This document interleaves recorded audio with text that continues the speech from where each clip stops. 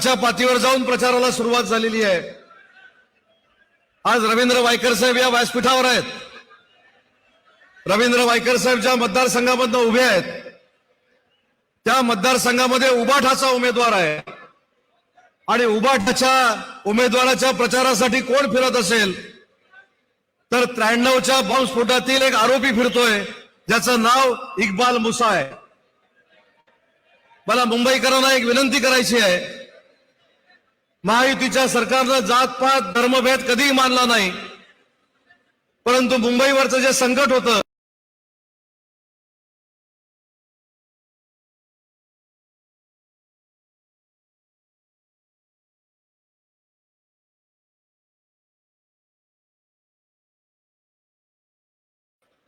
त्याच्याबरोबर काम करणारा इक्बाल मुसा आज महायुतीला पराभूत करण्यासाठी या मुंबई शहरामध्ये प्रचाराला फिरतोय।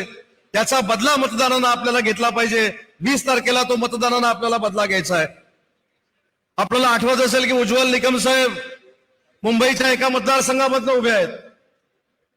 ज्या उज्ज्वल निकमाने कसाबला फाशी देण्यासाठी महत्वाची भूमिका बजावली त्या कसाबचं उदात्तीकरण करण्याचं काम देखील काँग्रेसवाले करतायत।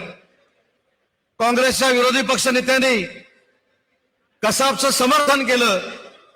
मला असं वाटतं की कसाबचं समर्थन म्हणजे पाकिस्तानचं समर्थन आहे आणि पाकिस्तानचं समर्थन करणाऱ्या काँग्रेसला आणि महाविकास आघाडीला 20 तारखेला आपल्याला जागा दाखवायची आहे। अख्ख्या मुंबईकरांनी बाहेर पडून मतदान करण्याची गरज आहे आणि त्या मतदानामध्ये ज्या ठिकाणी धनुष्यबाण आहे, ज्या ठिकाणी कमळ आहे, या ठिकाणी मतदान करून आपण देखील देशप्रेमी आहोत आणि आम्ही मतदान करून देशासाठी काही करू शकतो हे दाखवून देण्याची 20 तारखेची निवडणूक आहे। ज्या पद्धतीनं देशाला बदनाम करण्याचं काम महाविकास आघाडीचे पदाधिकारी करतायत, महाविकास आघाडीमध्ये उबाठा काम करते आणि उबाठातले पदाधिकारी रोज सकाळी आमच्या नेत्यांना बदनाम करण्याचा प्रयत्न करतायत। मला या व्यासपीठावर तर आवाहन करायचं आहे की जो इक्बाल मुसा फिरतोय त्याच्याबद्दलची तुमची भूमिका काय ती उद्या पत्रकार परिषद घेऊन तुम्ही जाहीर करावी। कसाबद्दलची तुमची भूमिका काय ही उद्या पत्रकार परिषद घेऊन तुम्ही जाहीर करावी। ज्या लोकांनी देशाला अडचणीत आणण्याचा प्रयत्न केला, देशावर आघात केला, मुंबईकरांवर आघात केला, त्या लोकांचं समर्थन करण्याचं काम जर महाविकास आघाडी करत असेल तर आपण देखील पेटून उठलं पाहिजे। आपण देखील 7 वाजता हजारोंच्या संख्येनं मतदान केंद्रावर गेलं पाहिजे आणि नक्की देशप्रेम काय हे 20 तारखेला सगळ्या मुंबईकरांनी दाखवून दिले पाहिजे। ही विनंती राज्याचा उद्योग मंत्री म्हणून मला आपल्याला करायची आहे। आज राज्याचा उद्योग मंत्री म्हणून काम करत असताना अनेक पत्रकार परिषद आपण बघितलेल्या आहेत की उद्योग गुजरातला गेले, उद्योग परराज्यामध्ये गेले, अशा पद्धतीचा नरेटिव्ह सेट करण्याचा प्रयत्न महाविकास आघाडीच्या काही नेत्यांकडनं केला गेला, काही युवा नेत्यांकडनं केला गेला।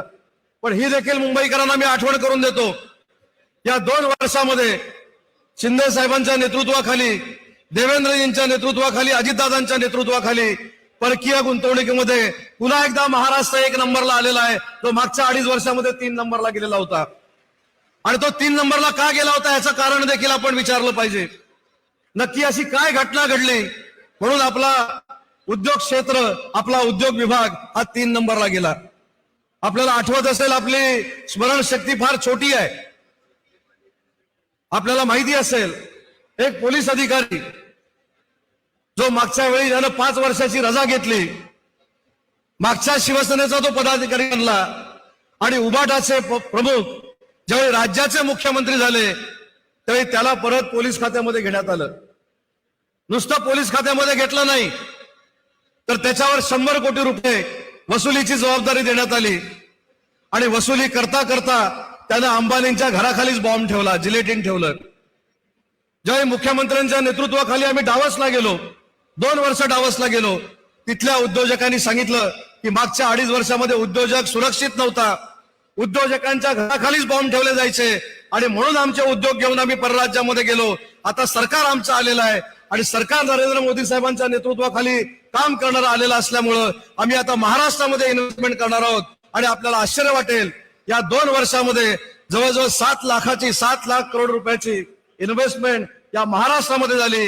याचं कारण फक्त नरेंद्र मोदी साहेबांचा आशीर्वाद होता आणि म्हणून मला मुंबईकरांना विनंती करायची आहे की ज्याने उद्योजकांच्या घराखाली बॉम्ब ठेवून उद्योग पळवले, ज्यांनी याच परिसरामध्ये आपल्याला आठवत असेल 3-4 दिवसापूर्वीचा प्रसंग, याच परिसरामध्ये उबाठाच्या उमेदवाराचं स्वागत करत असताना पाकिस्तानचे झेंडे फडकवले.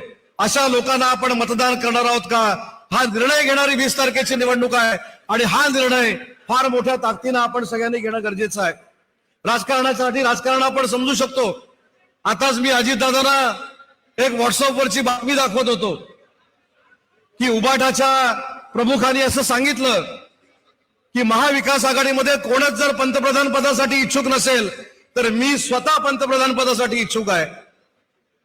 मध्ये मी सांगितलं होतं की मला देखील वाटतं बायडन व्हावं, तसं हे स्वप्न आहे. अनेकांनी स्वप्न बघितलेली आहेत. त्याच्यातलं एक स्वप्न आहे की जर कोण पंतप्रधान होणार नसेल तर महाविकास आघाडीचा पंतप्रधान मी होणार आहे. पण मला खात्री आहे की 4 तारखेच्या मतमोजणीनंतर माननीय नरेंद्र मोदी साहेब देशाचे पंतप्रधान होणार. ही काळ्या दगडावरची रेघ आहे, काळ्या दगडावरची भगवी रेघ आहे. आणि म्हणून मला मुंबईकरांना विनंती करायची आहे की आपण देखील बाहेर पडलं पाहिजे. आपण देखील बरोबर 6:30 वाजता रांगा लावल्या पाहिजेत. आपण देखील 7 वाजता मतदानाला सुरुवात केली पाहिजे.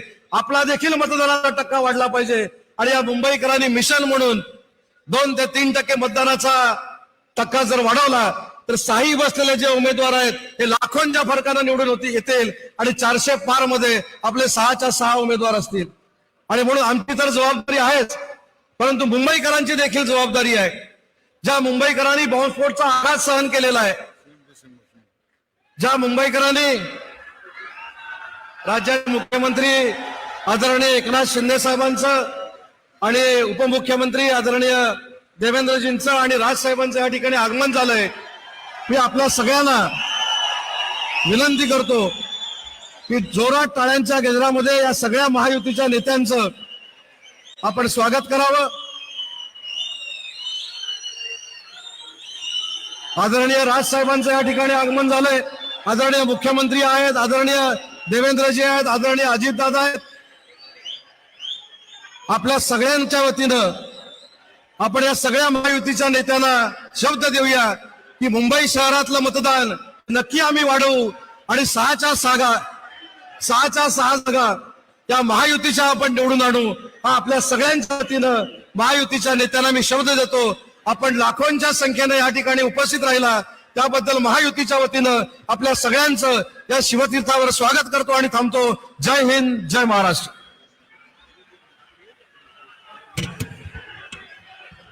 भारत माता की. संपूर्ण शिवाजी पार्क मैदानातून आवाज संपूर्ण मुंबईत अगदी बीकेसीच्या पलीकडे पोहोचला पाहिजे. भारत माता की. भारत माता की. छत्रपती शिवाजी महाराज की. परमपूज्य भारतरत्न डॉक्टर बाबासाहेब आंबेडकरांचं. महायुतीचा निर्धार अब की बार. जनतेच्या मनातील भविष्य सुरक्षित करणारं सरकार फिर एक बार. मंडळी, मोदी सरकारची 10 वर्ष झालेली आहेत. 10 वर्ष प्रगतीची, जनतेच्या समृद्धीची, गतिमान प्रवासाची, रेल्वे मेट्रो सुविधांच्या उभारणीची, रस्त्यांच्या पायाभूत सोयींची आणि आधुनिक आरोग्य सेवेची. आपल्या सोबत माननीय श्रीयुत रामदास आठवलेजी, केंद्रीय राज्यमंत्री सामाजिक न्याय तथा अधिकारिता उपस्थित आहेत. रिपब्लिकन पार्टी ऑफ इंडियाचे अध्यक्ष, मी त्यांना या ठिकाणी त्यांचं मनोगत व्यक्त करण्याकरता पाचारण करते.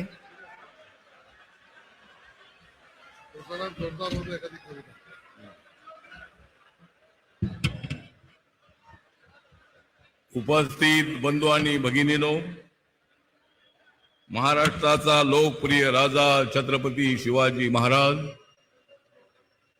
आणि भारतीय घटनेचे शिल्पकार परमपूज्य डॉक्टर बाबासाहेब आंबेडकर यांना विनम्र भावे अभिवादन करून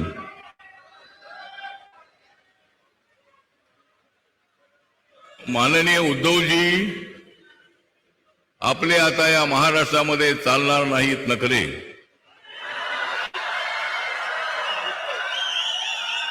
उद्धवजी, आता या महाराष्ट्रामध्ये तुमचे चालणार नाहीत नखरे. कारण आमच्या सोबत आलेले आहेत राज ठाकरे.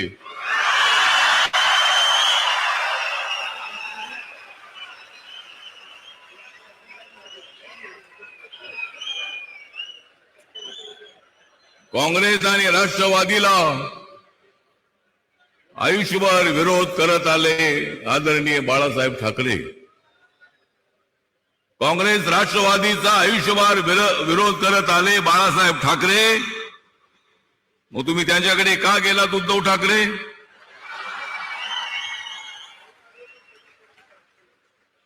या महाराष्ट्रामध्ये देशामध्ये हा निवडणुकीचा उत्सव, लोकशाहीचा उत्सव आपण साजरा करतो आहोत. या देशामध्ये बाबासाहेब आंबेडकरांचं संविधान मजबूत आहे. या देशाचे पंतप्रधान नरेंद्र मोदीजी मजबूत आहेत. या महाराष्ट्रामध्ये एकनाथ शिंदे, देवेंद्र फडणवीस, अजितदादा, राज ठाकरे यांनी हा पट्ट्या, आम्ही सर्वजण मजबूत आहोत. तुम्ही वाटेल ते बोलण्याचा प्रयत्न करत असाल तर बोला. तुम्हाला जे उद्धवजी बोलायचं असेल ते बोला. पण 4 तारखेला आम्हीच तुम्हाला देणार आहोत जबरदस्त टोला.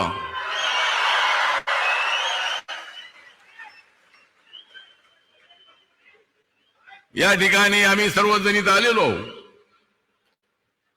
माननीय नरेंद्र मोदींचं नेतृत्व, विकासाच्या दिशेनं पुढे चाललेलं नेतृत्व आहे. मुंबई सारख्या शहराला ही आमची आर्थिक राजधानी आहे. या मुंबईला भरपूर पैसे नरेंद्र मोदी यांनी दिलेले आहेत. अजूनही मुंबईच्या विकासासाठी हजारो कोटी रुपये मिळणार आहेत. पण मी तुम्हाला सांगतो की मुंबईला तोडण्याचा कोणाचाही डाव नाही. मुंबई महाराष्ट्राची राजधानी आहे. मुंबई महाराष्ट्राची आहे. या मुंबईला कोणी तोडण्याचा प्रयत्न केला तर आम्ही त्यांना सोडून टाकल्याशिवाय राहणार नाही. निवडणुका आल्या की मुंबई ही तोडणार आहे. बाबासाहेब आंबेडकरांचं संविधान धोक्यात आहे. बाबासाहेब आंबेडकरांचं संविधान अजिबात धोक्यात नाही. महाविकास आघाडी वालो तुम्ही खोक्यात आहात. बाबासाहेब आंबेडकरांचं संविधान कोणी बदलू शकत नाही. कुणाच्या बापाचा बाप आला तरी बाबासाहेबांचं संविधान कोणीच बदलू शकत नाही. पण बाबासाहेब आंबेडकरांचं संविधान बदलणार आहेत अशा अफवा पसरवून दलित समाजामध्ये, बौद्ध समाजामध्ये गैरसमज करण्याचा प्रयत्न चालू आहे. मी बाळासाहेब, आदरणीय बाळासाहेबांना भेटल्यानंतर आम्ही शिवशक्ती भीमशक्तीचा प्रयोग केला. ही शिवशक्ती भीमशक्ती सगळी इकडे आहे. या ठिकाणी शिवशक्ती भीमशक्ती आहे आणि या ठिकाणी महाविकास आघाडी जी आहे, इंडिया आघाडी आहे. मी एवढंच सांगतो की नरेंद्र मोदी जी आहेत या देशात घोंगावणारं तुफान. नरेंद्र मोदी जे आहेत या देशामध्ये घोंगावणारं तुफान. पण राहुल गांधी तुम्ही राजकारणात करत आहात घाण. नरेंद्र मोदीजी वाढवत आहेत बाबासाहेब आंबेडकरांच्या संविधानाची शान. परंतु इंडिया आघाडी वालो बहिरे झालेले आहे तुमचे कान. कारण त्यांचं नाही विकासाकडे ध्यान. मग का होणार नाही त्यांचे बधीर कान? आम्हाला जर वाढवायचा आहे महाराष्ट्राचा मान, आम्हाला वाढवायचा आहे महाराष्ट्राचा मान, जर वेळ आली तर आम्ही शिवरायांसाठी, भीमरायांसाठी देऊ आमची जान.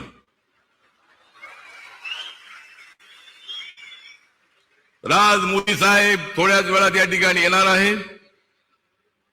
माझा रिपब्लिकन पक्ष, माझी भीमशक्ती ही मोठ्या संख्येनं महाराष्ट्रामध्ये महाविकास आघाडीच्या विरोधामध्ये आणि महायुतीला पाठिंबा देण्यासाठी माझा वस्तीतला माणूस उभा आहे. हा निळकणा, हा जो एकत्र आलेला आहे भगवानी निळा, एकत्र आलेला आहे भगवा आणि निळा, त्यामुळे त्यांच्या पोटात उठलेला आहे गोळा. उठू द्या, त्यांच्या पोटात काय उठायचं असेल ते उठू द्या, पण आम्हाला महाराष्ट्राचा विकास करायचा आहे, मुंबईचा विकास करायचा आहे. आपले 6 उमेदवार मुंबईचे निवडून आणायचे आहेत. माननीय उद्धव ठाकरेजी म्हणतायत की मला पंतप्रधान बनायचं आहे. तिकडे जाऊन कसे बनणार तुम्ही? कोण बनवणार तुम्हाला? पण आता प्रत्येक त्या इंडिया आघाडीमधल्या प्रत्येक पक्षाचा नेता म्हणतोय मला पंतप्रधान बनायचं आहे. बना, तुम्हाला बनायचं आहे तर बना, पण जोपर्यंत आम्ही आहोत तोपर्यंत तुम्ही अजिबात बनू शकत नाही. मोदी साहेब आहे तोपर्यंत तुम्ही बनू शकत नाही. आणि म्हणून या ठिकाणी मी जास्त वेळ घेणार नाही. बरेच वक्ते बोलणार आहेत. या ठिकाणी रिपब्लिकन पार्टी ऑफ इंडिया हा जो पक्ष आहे, बाबासाहेब आंबेडकरांना मानणारी जी जनता आहे, बाबासाहेब आंबेडकरांचं स्मारक या ठिकाणी होत आहे या चैत्यभूमीच्या बाजूला. 450 फुटाचा बाबासाहेबांचा पुतळा 350 फुटाचा, फाउंडेशन 100 फुटाचं, 1213 कोटी रुपये खर्च करून बाबासाहेब आंबेडकरांचं स्मारक नरेंद्र मोदींच्या प्रयत्नांनी त्यांच्या सहकार्याने होत आहे. लंडनमध्ये देवेंद्रजी मुख्यमंत्री असताना त्या ठिकाणी 41 कोटीला बाबासाहेब आंबेडकरांचं राहतं घर हे त्यांच्या स्मारकासाठी घेतलं. तिथे म्युझियम बनवलेलं आहे. अनेक कामं नरेंद्र मोदींच्या काळामध्ये पूर्ण झाली. नरेंद्र मोदी यांनी 26 नोव्हेंबर हा दिवस संविधान दिवस म्हणून देशामध्ये पाळण्याचा आदेश दिला. हे कधी काँग्रेसला आठवलं नाही. आठवले त्यांच्या सोबत होती त्यावेळेला आठवलं नाही, तर आता काय आठवणार आहे? पण हे म्हणतात संविधान बदलणार, संविधान बदलणार. म्हणून मी आपल्याला एवढं सांगतो की संविधान अजिबात बदललं जाणार नाही. संविधान जे आहे ते मजबूत करण्याचा प्रयत्न मोदी साहेब करतायत.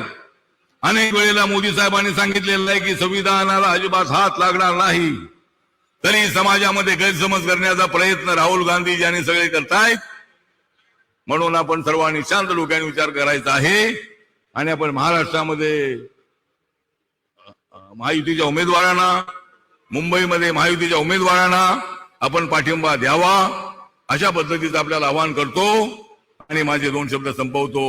जय भीम, जय भारत, जय महाराष्ट्र. धन्यवाद. मंडळी, सर्वात सक्षम नेतृत्व आणि सर्वात समर्पित कार्यकर्ते असणारी महायुती, नेतृत्व कर्तबगार, आधुनिक मुंबईला साजेसे असे 6 महायुतीचे उमेदवार आणि त्यांना सर्वांना समर्थन देण्यासाठी जमलेल्या या अथांग जनसमुदायाला संबोधित करण्याची विनंती मी माननीय श्रीयुत अजितदादा पवार यांना करते. आपल्या राज्याचे मुख्यमंत्री माननीय एकनाथराव शिंदे साहेब, उपमुख्यमंत्री माननीय देवेंद्रजी, मनसेचे प्रमुख राजसाहेब ठाकरे, महायुतीचे उपस्थित असणारे मुंबई शहरातील सर्व साईच्या साई उमेदवार,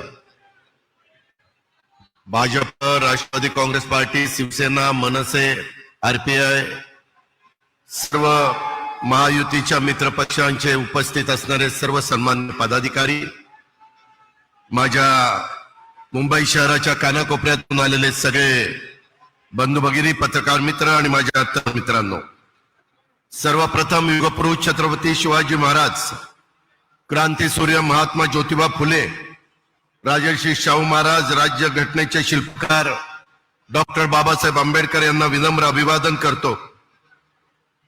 मित्रांनो, आज लोकसभा निवडणुकीचा हा शेवटचा 5वा टप्पा महाराष्ट्र पार पाडतोय.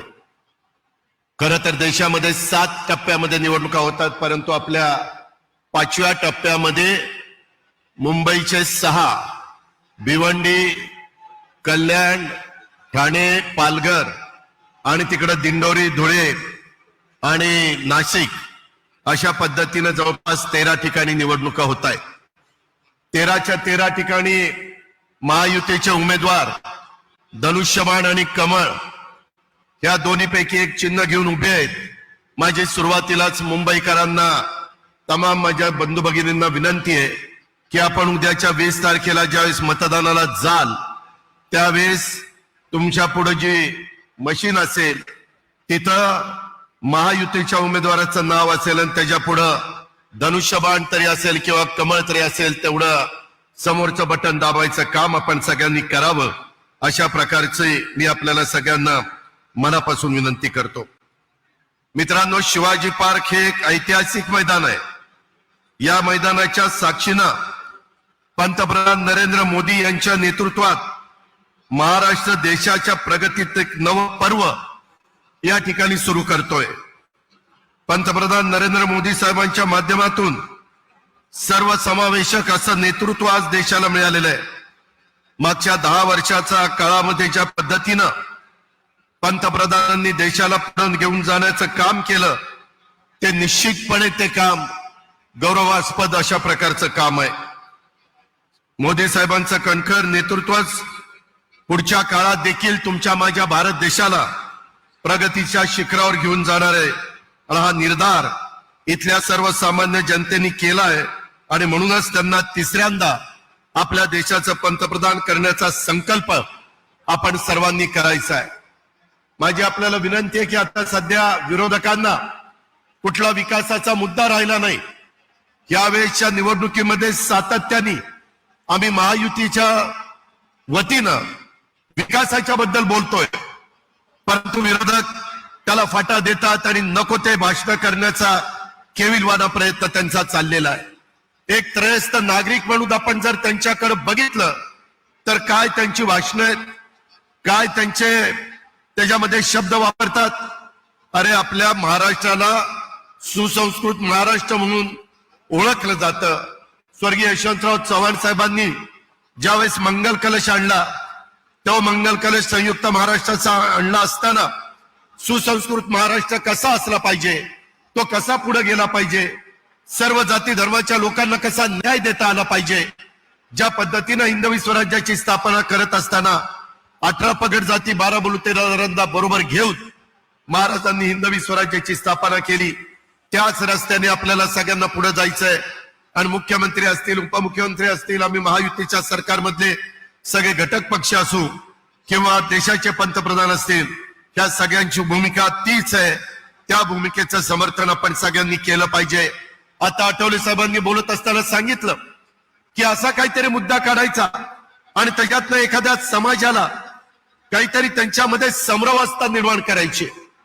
10 वर्षामध्ये देशाच्या पंतप्रधानांनी कधी उलट संविधान दिन साजरा करायला सुरुवात केली आणि अशा पद्धतीनं त्यांनी साजरा करत असताना संविधान बदलण्याची भाषा हे सगळेजण करतायत. हे कुठेतरी थांबलं पाहिजे आणि ते पवित्र काम तुमच्या प्रत्येकाच्या मतामध्ये आपण 20 तारखेला सकाळी 7 वाजता जाऊन जर मतदान केलं तर यांना जशाच तसं उत्तर आपल्याला देता येईल आणि विरोधकांना विरोधकांची जागा त्या ठिकाणी दाखवता येईल. अशा प्रकारची अपेक्षा आणि विनंती मी आपल्या सर्व सहकार्यांना करतो. प्रचंड मोठ्या संख्येने आपण इथं उपस्थित राहिल्याबद्दल आपल्या सर्वांचं महायुतीच्या वतीनं मनापासून स्वागत करतो आणि मी माझे 2 शब्द संपवतो. जय हिंद, जय महाराष्ट्र. धन्यवाद. सर्वांगीण विकासासाठी सदैव कटिबद्ध चैतन्यपूर्ण व्यक्तिमत्व महाराष्ट्राचे उपमुख्यमंत्री माननीय श्री देवेंद्रजी फडणवीस यांना मी मार्गदर्शनाकरता आमंत्रित करते.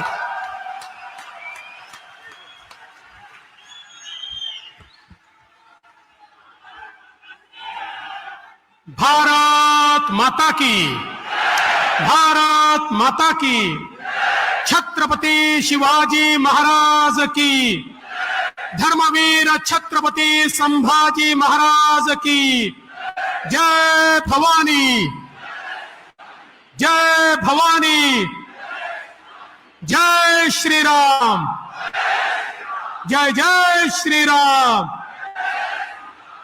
हिंदवी स्वराज्याचे सरसंस्थापक छत्रपती शिवरायांना मानाचा मुजरा करतो.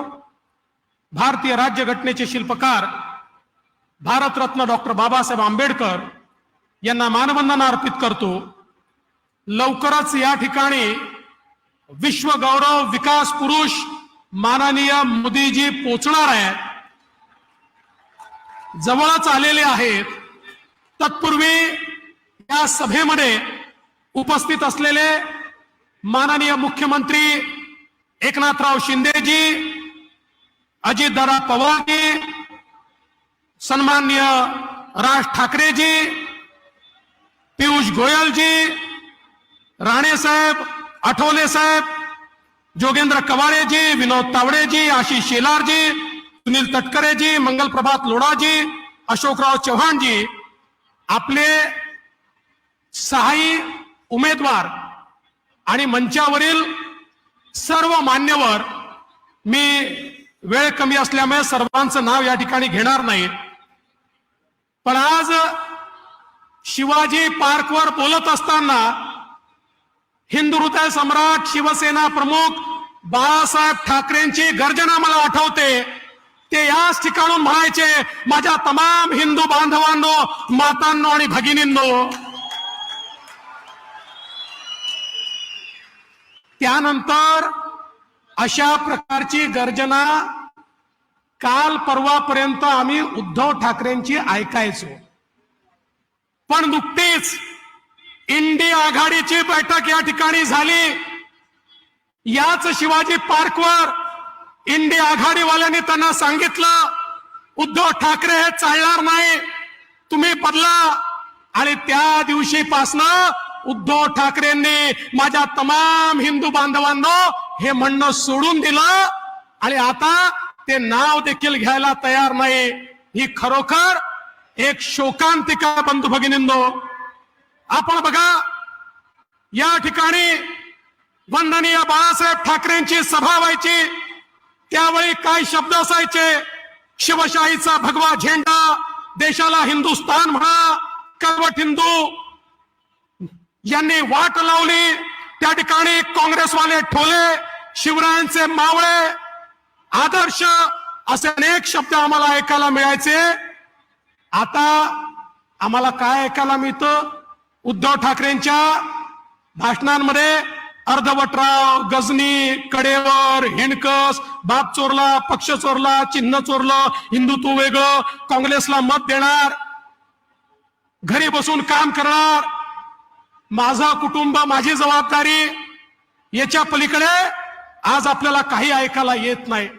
पण बंधू भगिनींनो, आपण पाहू शकतो माननीय मोदीजींच्या नेतृत्वात जी महायुती या ठिकाणी तयार झाली आहे, या मुंबईमध्ये, या महाराष्ट्रामध्ये गेल्या 10 वर्षामध्ये जे परिवर्तन आपण बघितलं, ते परिवर्तन आम्ही या ठिकाणी सांगतो.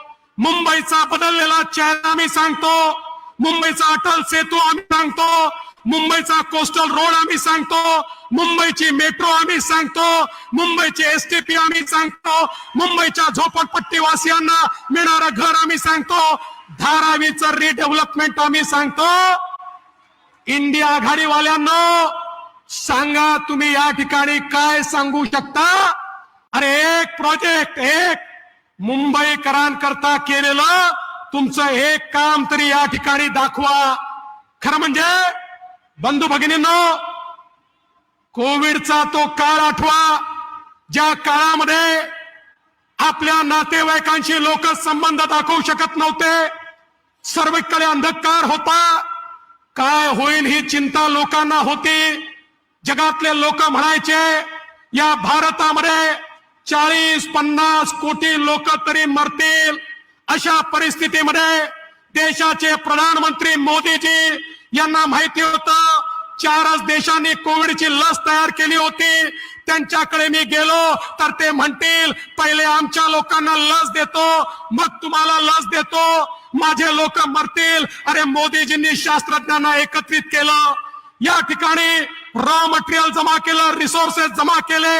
जगाच्या पाठीवर अनेक देशांकडे हे रॉ मटेरियल होतं, ते रॉ मटेरियल मोदीजींनी मिळवलं आणि जगामध्ये भारत हा 5वा देश झाला ज्यांनी कोविडची लस या भारतामध्ये तयार केली आणि 140 कोटी भारतीयांना कोविडची लस त्या ठिकाणी मोदीजींनी दिली.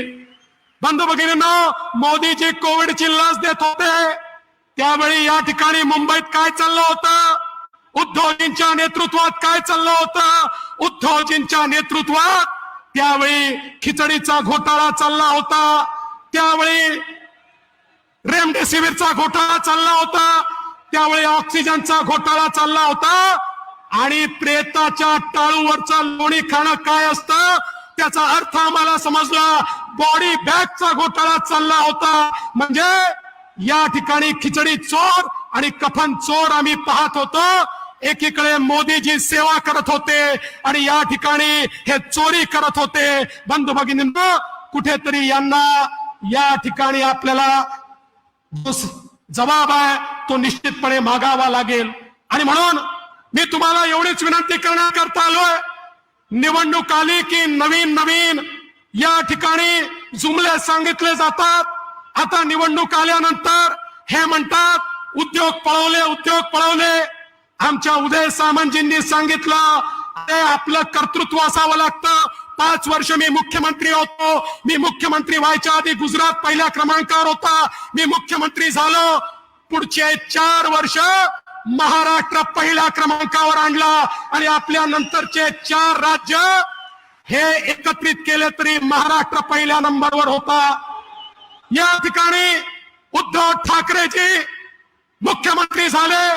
पहिल्या वर्षी कर्नाटक पहिल्या नंबरवर गेला. दुसऱ्या वर्षी त्या ठिकाणी गुजरात पहिल्या नंबरवर गेला. पुन्हा शिंदे साहेबांच्या नेतृत्वात आम्ही आलो. मी माझ्या पहिल्याच इंटरव्ह्यू मध्ये सांगितलं शिंदे साहेबांच्या नेतृत्वात आम्ही पुन्हा नंबर 1 होणार आणि मला आनंद वाटतो महाराष्ट्राला आम्ही पुन्हा नंबर 1 वर आणलं आणि पुन्हा गुजरात, कर्नाटक आणि दिल्ली यांचा एकत्रित इन्व्हेस्टमेंटचा विचार केला तरी महाराष्ट्राची इन्व्हेस्टमेंट पहिल्या क्रमांकावर आहे. याचं कारण काय आहे? तुम्ही जर वसुली कराल, तुम्ही त्या ठिकाणी तुमचेच लोक, तुमचेच पोलीस जर या ठिकाणी बॉम्ब ठेवण्याचं काम करतील आणि मी सांगितलं होतं त्यावेळी माझ्यावर उद्धवजींचा दबाव होता. उद्धवजी मला देखील म्हणाले की वाझेला परत घ्या. मी म्हंटल घेणार नाही. ते झाले, त्यांनी वाझेला परत घेतलं. त्या वाझेने तो खून केला. त्याच्यावर उद्धवजींना विचारलं, उद्धवजी म्हणाले वाझे काय लादेन आहे का? त्यांना नंतर लक्षात आलं या ठिकाणी इन्व्हेस्टरनी येणं बंद केलं.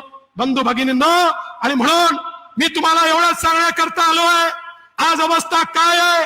या ठिकाणी मुंबईवर लगातार हमले झाले. हे हमले झाल्यानंतर खऱ्या अर्थानं आमच्या शहीदांना या ठिकाणी आमचे करकरे साहेब असतील, कामटे साहेब असतील, साळसकर साहेब असतील, आमचे तुकाराम ओंबळे असतील, ज्यांनी मुंबई करता जीव दिला. आज बघा काय अवस्था आहे. उज्ज्वल निकमांना तिकीट दिल्यानंतर हे नालायक काँग्रेसवाले आणि इंडिया आघाडीवाले त्या ठिकाणी म्हणतात उज्ज्वल निकमांनी कसाबचा अपमान केला. ते म्हणतात कसाबने त्या ठिकाणी करकरेंना मारलंच नाही. अरे नालायकांना, मतांकरता या मुंबईच्या आणि या देशाच्या शहीदांचा अपमान करू नका. या ठिकाणी आपल्याला लक्षात येत आहे परिस्थिती काय आहे. अरे इंडिया आघाडी अजमल कसाब सोबत आहे आणि आम्ही उज्ज्वल निकम सोबत आहोत. हा फरक आज आपल्याला या ठिकाणी पाहायला मिळतोय. आणि म्हणून बंधू भगिनींनो, आज ज्यावेळेस यांच्या लक्षात आलंय की आता आपल्याला लोक मतं द्यायला तयार नाही, आपली मतं कमी झाली आहेत, तर यांनी आता तुष्टीकरण सुरू केलंय, लांगुल चालन सुरू केलंय. आता यांनी त्या ठिकाणी लांगुल चालन सुरू केलंय. अरे आमचं मत आहे त्या देशाच्या रिसोर्सेसवर पहिला अधिकार हा गरीबाचा आहे. तो गरीब हिंदू असो, मुस्लिम असो, सिख असो, ईसाई असो, बौद्ध असो, या ठिकाणी मोदीजींनी कधी धर्माच्या आधारावर भेदभाव केला नाही. पण बंधू भगिनींनो, आज बघा मतांची लाचारी काय आहे. मतांची लाचारी ही आहे की आता उद्धव ठाकरेंनी या ठिकाणी हिंदू हृदय सम्राट बोलणं सोडून दिलं आणि बाळासाहेबांच्या नावाने कॅलेंडर छापतात आणि त्याच्यावर जनाब बाळासाहेब ठाकरे लिहितात. ही अवस्था आज यांची आली. आज यांच्या सभांमध्ये त्या ठिकाणी मशालीचे पटके घालून टिपू सुलतान जिंदाबादचे नारे लावतात. अरे बंधू भगिनींनो, या देशातली मतं कदाचित कमी पडतात म्हणून त्या ठिकाणी पाकिस्तानातनं राहुल गांधींकरता ट्विट केलं जातं, केजरीवालांकरता ट्विट केलं जातं. आम्हाला वाटलं होतं उद्धवजी तरी वेगळे असतील, पण बंधू भगिनींनो, उद्धवजींच्या पक्षाच्या रॅलीमध्ये मुंबई बॉम्बस्फोटाचा आरोपी त्यांचा स्टार प्रचारक आहे. आणि त्याहीपेक्षा वाईट असं आहे की त्यांच्या रॅलीमध्ये पाकिस्तानचे झेंडे त्या ठिकाणी लहरवले जातात.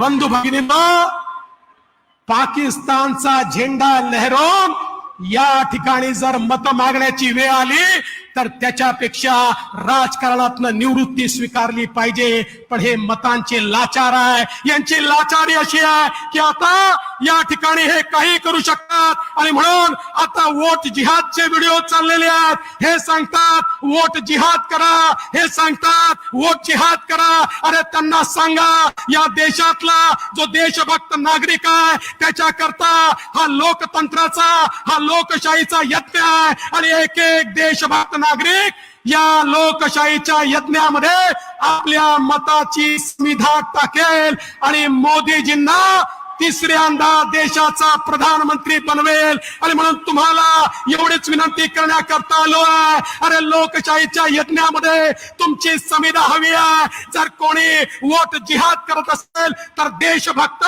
या ठिकाणी लोकशाहीमध्ये आपल्या यज्ञामध्ये आपली मताची संविधा टाकतील आणि पुन्हा एकदा तिसऱ्यांदा माननीय मोदीजींना देशाचं प्रधानमंत्री आम्ही बनवू. आणि या मुंबई मधले 6 उमेदवार हे महायुतीचे निवडून येतील हा मला विश्वास आहे. आणि म्हणून मी आपल्या सर्वांना या निमित्ताने एवढंच सांगतो, कमळ असू द्या की धनुष्यबाण असू द्या, कमळाचं बटन दाबलं तरी वोट मोदीजींना, धनुष्यबाणाचं बटन दाबलं तरी वोट मोदीजींना. त्यामुळे 20 तारखेला इतक्या प्रचंड संख्येनं या की या मुंबईचा सर्वाधिक आशीर्वाद हा मोदीजींना मिळाला पाहिजे एवढीच विनंती करतो आणि माझं बोलणं संपवतो.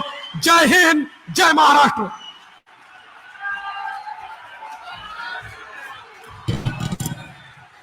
खूप खूप धन्यवाद.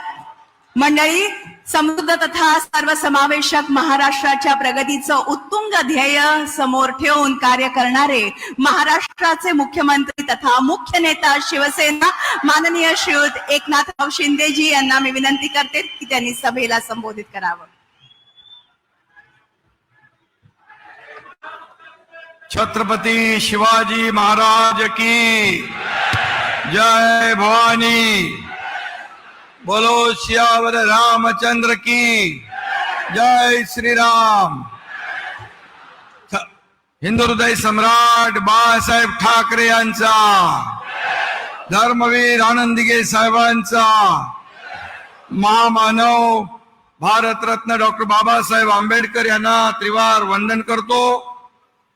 आणि आजच्या या महायुतीच्या जाहीर सभेला उपस्थित आपले मनसेचे प्रमुख राज ठाकरे साहेब, आपले लोकप्रिय उपमुख्यमंत्री देवेंद्र फडणवीसजी, अजितदादा पवार, व्यासपीठावरील सर्व सन्माननीय मान्यवर, आपले सर्व 6 उमेदवार, या सगळ्यांना मी शुभेच्छा देतो. आणि आपले सलग तिसऱ्यांदा प्रधानमंत्री बनवण्यासाठी, पंतप्रधानपदी विराजमान करण्यासाठी आपले यशस्वी आणि जगभरात लोकप्रिय असलेले प्रधानमंत्री नरेंद्र मोदीजी यांचं स्वागत करण्यासाठी जमलेला हा प्रचंड असा मोठा जनसागर आपलं मी मनापासून स्वागत करतो आणि मनापासून आपल्याला धन्यवाद देतो. खरं म्हणजे मगाशी देवेंद्रजी यांनी आठवण करून दिलेली आहे.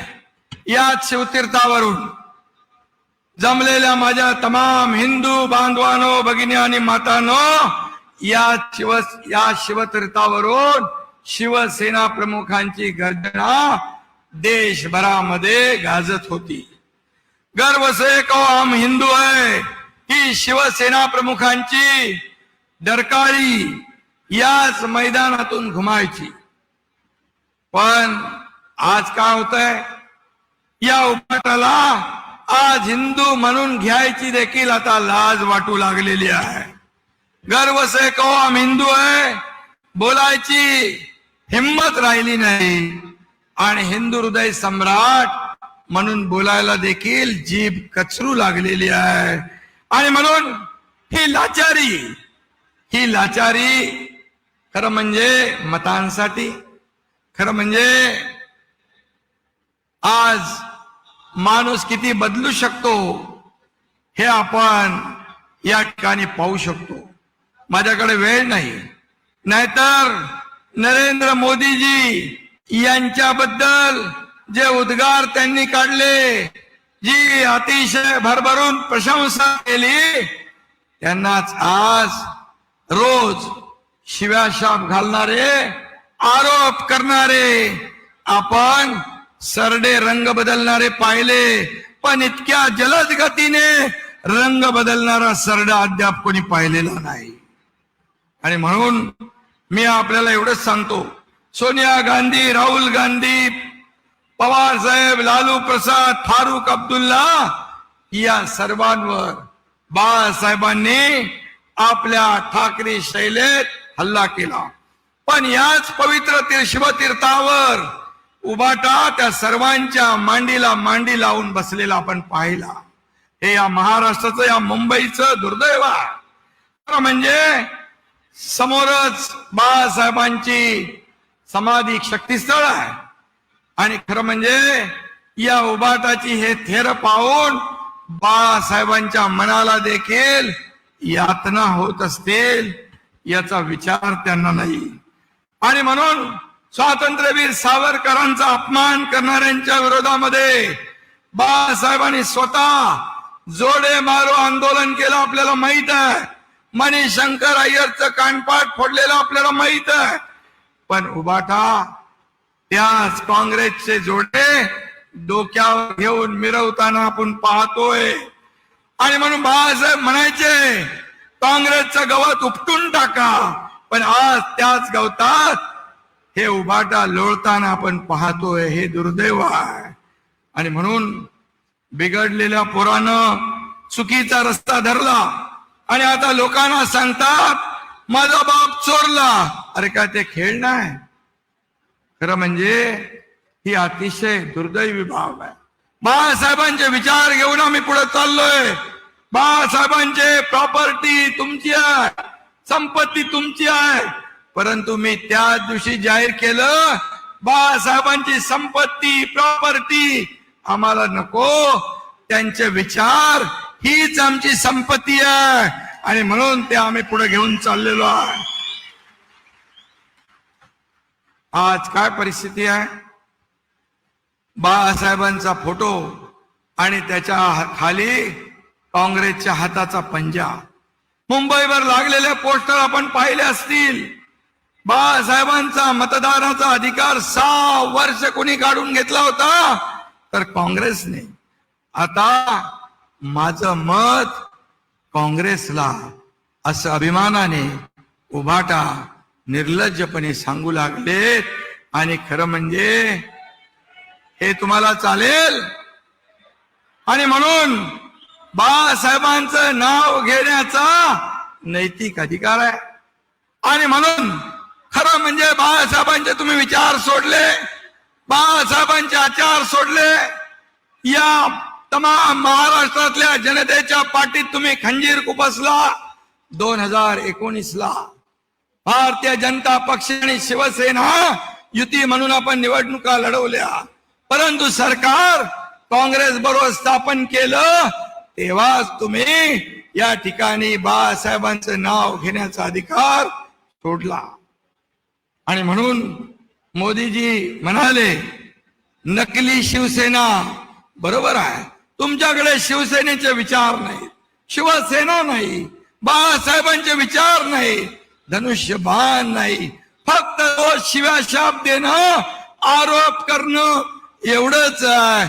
आणि म्हणून आमच्याकडे शिवसेना आहे, तुमच्याकडे शिव्या सेना आहे. शिव्या सेना, रोज शिव्या देणं, दुसरं काही नाही. आणि म्हणून आज मी एवढंच सांगतो, त्यांनी कुणालाही मत द्यावं, परंतु बाळासाहेबांचा सच्चा शिवसैनिक आणि कार्यकर्ता जीव गेला तरी काँग्रेसला मतदान करणार नाही. ही काळ्या दगडावरची भगवी रेघ आहे. कारण त्यांना माहित आहे काँग्रेस का हात पाकिस्तान के साथ. आणि आपण बघितलंय उबाटाचा हात काँग्रेस के साथ. आणि म्हणून आज काय काय आपण पाहायला मिळतंय, मगाशी उल्लेख झाला दहशतवाद्यांच्या गोळीने, करकसाबच्या गोळीने म्हणतात करकरे शहीद झाले नाहीत. अरे हेमंत करकरे, सळसकर, कामटे, तुकाराम ओंबळे या मुंबईसाठी लढले.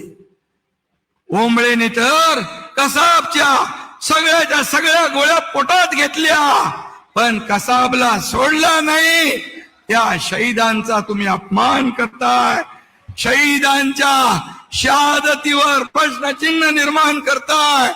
जे पाकिस्तान बोलत होतं ते तुम्ही बोलू लागला, पाकिस्तानची बोली तुम्ही बोलताय.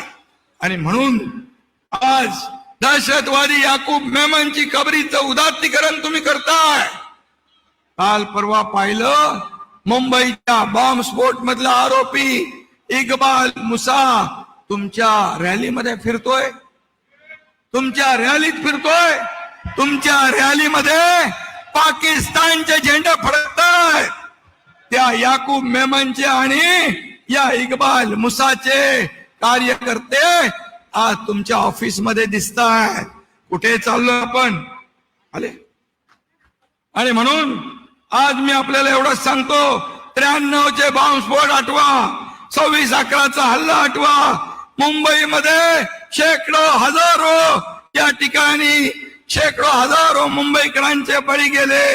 आज रक्ताचे पाठ वाहिले, त्यांच्या सोबत आपण जाताय. मला सांगा 10 वर्षात मोदीजी प्रधानमंत्री झाल्यानंतर एक तरी बॉम्बस्फोट झाला, एक तरी बॉम्बस्फोट झाला, दहशतवादी हल्ला झाला नाही, झाला, होणार पण नाही. कारण पाकिस्तानला माहित आहे मुंबईमध्ये काही झालं तरी मोदी घुसके मारेगा, घुसके मारेगा. आणि म्हणून आज पुलवामाला आपल्या सैनिकांची मुंडकी छाटून पाकिस्तान मध्ये घेऊन जात होते. आणि म्हणून पुलवामाचा बदला आज मोदीजींनी सर्जिकल स्ट्राईक करून घेतला. आणि म्हणून पाकिस्तानला माहित आहे की मोदी है, आपल्याला काही करता येणार नाही. मोदी आहे तो मुमकिन है. आणि म्हणून या ठिकाणी एवढंच सांगतो, बाळासाहेब एकदा म्हणाले होते मोदी गया तो गुजरात गया. आज बाळासाहेब असते मोदी गया तो देश गया. आणि म्हणून लोकांना माहित आहे मोदी पाहिजे, मोदी शिवाय या देश कोणी चालवू शकत नाही. आणि म्हणून देशातल्या जनतेला देखील पक्क माहित आहे. आणि त्यामुळेच आएगा तो मोदी, आएगा तो मोदी, फिर एक बार, फिर एक बार, फिर एक बार. अरे आपल्या प्रधानमंत्र्यांनी 10 वर्षात एक तरी सुट्टी घेतली का? सांगा बरं. आपलं जीवन पूर्ण देशाला समर्पित केलंय ना, या देशाचं नाव जगभरात पुढे नेलंय ना.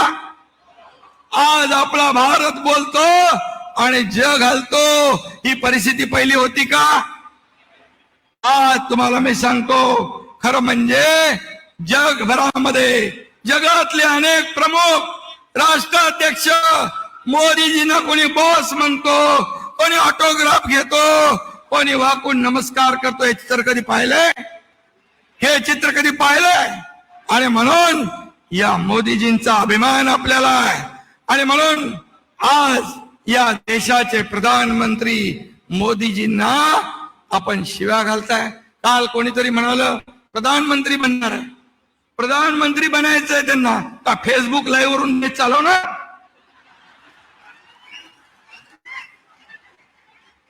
घरात बसून ते चालवणार? अरे कोविड मध्ये पण कोमट पाणी प्या आणि घरात बसा, दादा बरोबर आहे. आणि म्हणून आज मोदीजींनी 100 कोटी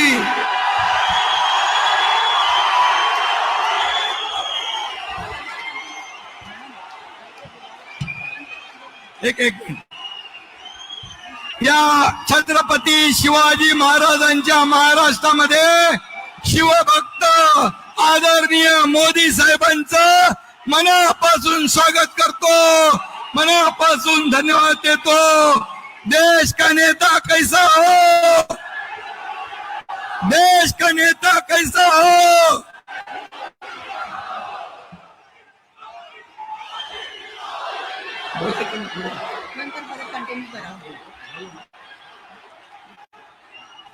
भारत के प्रधानमंत्री माननीय श्री नरेंद्र मोदी जी से मैं विनती करती हूँ कि वे छत्रपति शिवाजी महाराज की जो प्रतिमा मंच पर रखी हुई है उसे फूल अर्पण करें.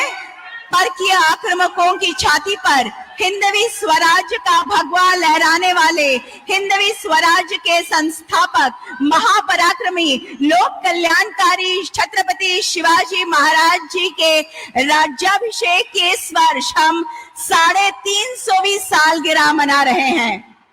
छत्रपति शिवाजी महाराज की, छत्रपति शिवाजी महाराज की, छत्रपति शिवाजी महाराज की. बोलो जय श्री राम, जय श्री राम. महाराष्ट्र के मुख्यमंत्री माननीय श्री एकनाथराव शिंदे जी. आता आपल्याला सगळ्यांना आदरणीय विश्वगौरव लोकप्रिय यशस्वी प्रधानमंत्री मोदीजींना ऐकायचं आहे. पण मी एवढंच सांगतो आपल्याला की या महाराष्ट्रामध्ये छत्रपती शिवाजी महाराजांच्या महाराष्ट्रात या ठिकाणी शिवाजी महाराजांचा आदर्श डोळ्यासमोर ठेवून या देशाचा कारभार करणारे लोकप्रिय प्रधानमंत्री नरेंद्र मोदीजींचं मी आपल्या सगळ्यांच्या वतीने मनापासून स्वागत करतो, मनापासून त्यांना धन्यवाद देतो. आणि म्हणून मी आपल्याला एवढंच सांगतो की देशातील 140 कोटी जनता काय म्हणते, माझं मत मोदींना, कारण त्यांनी देश सुरक्षित ठेवला. माझं मत मोदींना, कारण त्यांनी गरिबाचं कल्याण केलं. माझं मत मोदींना, कारण त्यांनी भ्रष्टाचार रोखला. माझं मत मोदींना, कारण त्यांनी अर्थव्यवस्था 11वरून 5व्या क्रमांकाला आणली. माझं मत मोदींना, कारण लाभार्थ्यांचे पैसे जनधन खात्यामध्ये जमा केले. माझं मत मोदींना, कारण त्यांनी 80 कोटी जनतेला मोफत राशन दिलं.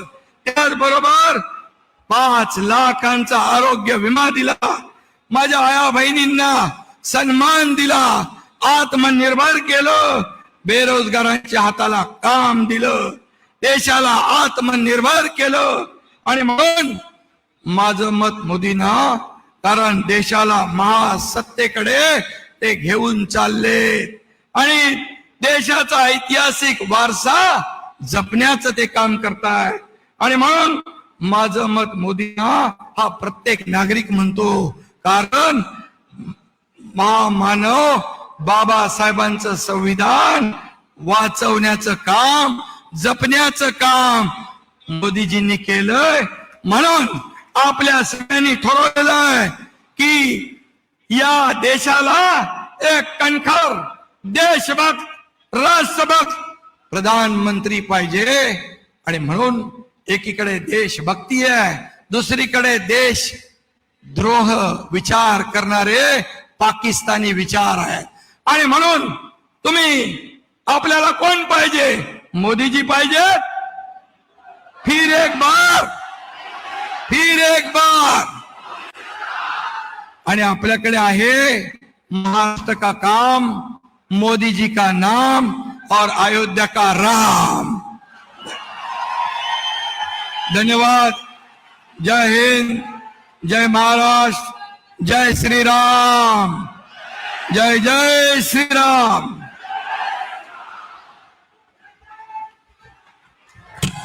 धन्यवाद. और अब शॉल फेटा पुष्प तथा भारत माता को वंदन करते हुए स्वातंत्र वीर सावरकर की प्रतिमा देकर भारत के प्रधानमंत्री माननीय श्री नरेंद्र मोदी जी का स्वागत करेंगे महाराष्ट्र के मुख्यमंत्री माननीय श्री एकनाथराव शिंदे जी.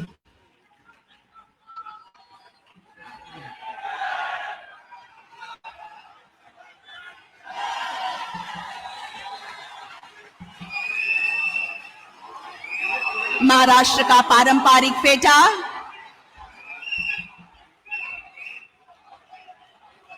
सम्मान का प्रतीक ये शॉल, ये फूल आदर का प्रतीक और साथ ही भारत माता को वंदन करते हुए स्वातंत्र वीर सावरकर जी की प्रतिमा.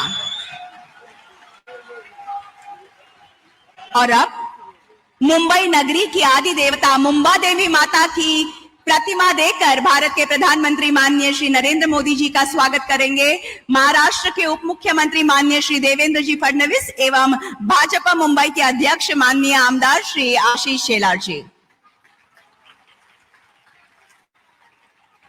विद्या तथा कला की आदि देवता श्री गणेश जी सिद्धि विनायक की मूर्ति देकर भारत के प्रधानमंत्री माननीय श्री नरेंद्र मोदी जी का स्वागत करेंगे महाराष्ट्र के उप मुख्यमंत्री माननीय श्री अजीत दादा पवार एवं माननीय खासदार श्री सुनील तटकरे जी.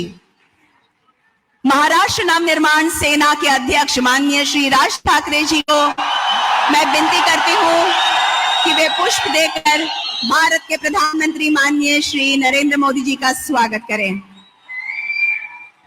और अब संविधान की प्रतिमा प्रदान कर भारत के प्रधानमंत्री माननीय श्री नरेंद्र मोदी जी का स्वागत करेंगे माननीय केंद्रीय राज्य मंत्री श्री रामदास आठवले जी.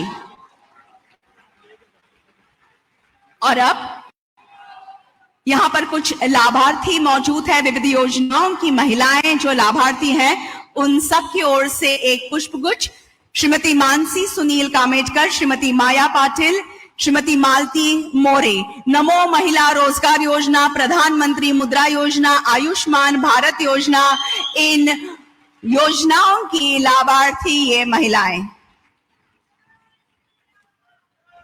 धन्यवाद. और अब मैं महाराष्ट्र नवनिर्माण सेनेच्या अध्यक्षांना म्हणजेच माननीय श्री राज ठाकरेजींना मी विनंती करते की त्यांनी या विराट सभेला संबोधित करावं.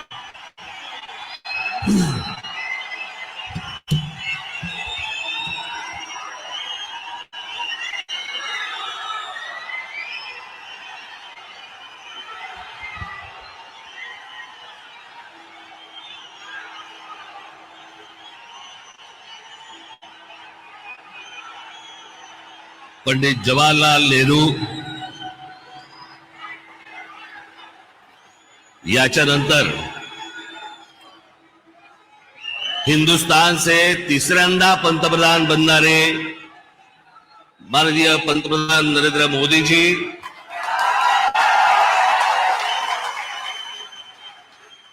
सन्माननीय व्यासपीठ आणि माझ्या जमलेल्या तमाम हिंदू बांधवांनो, भगिनींनो आणि मातांनो,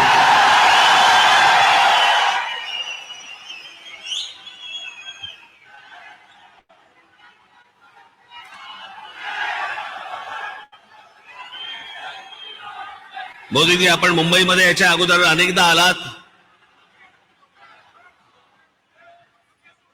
पण बरोबर 21 वर्षानंतर आपण आज शिवतीर्थावरती इथे आलात.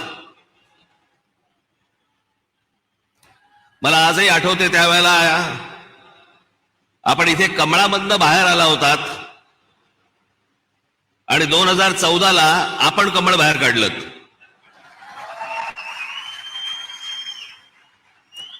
मी आज फार वेळ काही भाषण करणार नाही. आपल्याला सगळ्यांना मोदीजींचं भाषण ऐकायचंय. गेल्याच महिन्यामध्ये माझं इथे भाषण झालेलं आहे. 3 टप्प्यामध्ये फक्त बोलणार आहे मी. त्यातला 1 टप्पा झालेला आहे.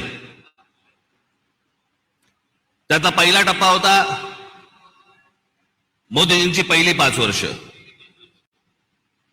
त्या टप्प्यावरती जे बोलायचंय ते 2019 साली बोलून गेलोय.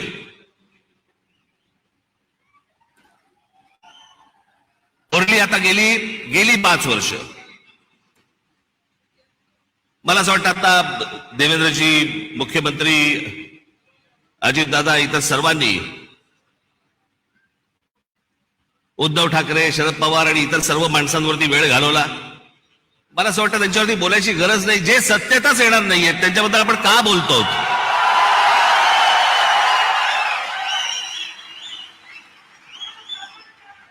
काही आवश्यकताच नाहीये त्या लोकांची. मला असं वाटतं की अनेक अशा योजना ज्या गेल्या 5 वर्षामध्ये झाल्या, मी त्या दिवशी माझ्या सभेमध्ये म्हटलं होतं, टीकेच्या वेळेला टीका, समर्थनाच्या वेळेला समर्थन, प्रशंसेच्या वेळेला प्रशंसा. पण काही गोष्टी अशा आहेत की जे माझ्या आता गेल्या काही सभांमधनं मी उद्धृत केल्या की 90च्या दशकामध्ये जे एक प्रकरण घडलं सगळ्यात मोठं, ते म्हणजे बाबरी मशिदीचं. हजारो कारसेवक तिकडे उत्तर प्रदेशमध्ये गेल्यावरती तिथे मुलायम सिंग यादवच्या लोकांनी, पोलिसांनी तिकडे आमच्या कारसेवकांना ठार मारले, सरयू नदीमध्ये प्रेतं फेकून दिली. ते चित्र काही माझ्या डोळ्यासमोर कधी गेलं नाही. आणि ज्यावेळेला बाबरीचा ढाचा पडला त्याच्यानंतर ते राम मंदिर बनवू मनात असं आलं होतं की कधी हे बनणार नाही बहुधा. पण मोदीजी, मी आपल्याला खरोखर धन्यवाद देतो की आपण होतात म्हणून ते राम मंदिर होऊ शकलं.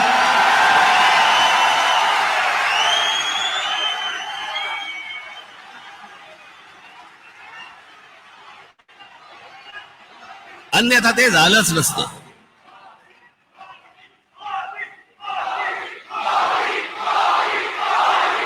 जेव्हापासून मी पूर्वीचा इतिहास, भारताचा स्वातंत्र्य नंतरचा इतिहास जेव्हापासून बघतोय तेव्हापासून एक गोष्ट कानावरती पडायची सगळ्या बाजूनी, या देशातलं 370 कलम काश्मीरमधलं रद्द झालं पाहिजे. इतक्या वर्षात जी गोष्ट होऊ शकली नाही ती नरेंद्र मोदीजींनी त्यांच्या पंतप्रधान पदाच्या कारकिर्दीमध्ये ती करून दाखवली. आज त्याच काश्मीरमध्ये जाऊन तुम्ही जमीन घेऊ शकता, जागा घेऊ शकता. तो एक भारताचाच एक भाग आहे हे आत्ता सिद्ध झालं.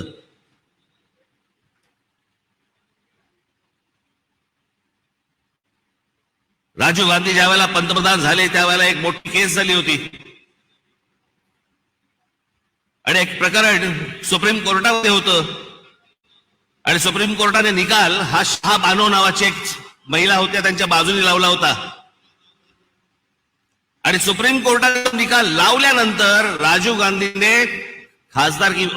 लोकसभेमध्ये बहुमताच्या आधारावरती तो सुप्रीम कोर्टाचा निकाल, म्हणजे ज्या बाईला न्याय मिळाला होता, तो काढून टाकला. आणि त्या मुस्लिम महिलेला कधी न्याय मिळू शकला नव्हता एका छोट्या पोटगीसाठी.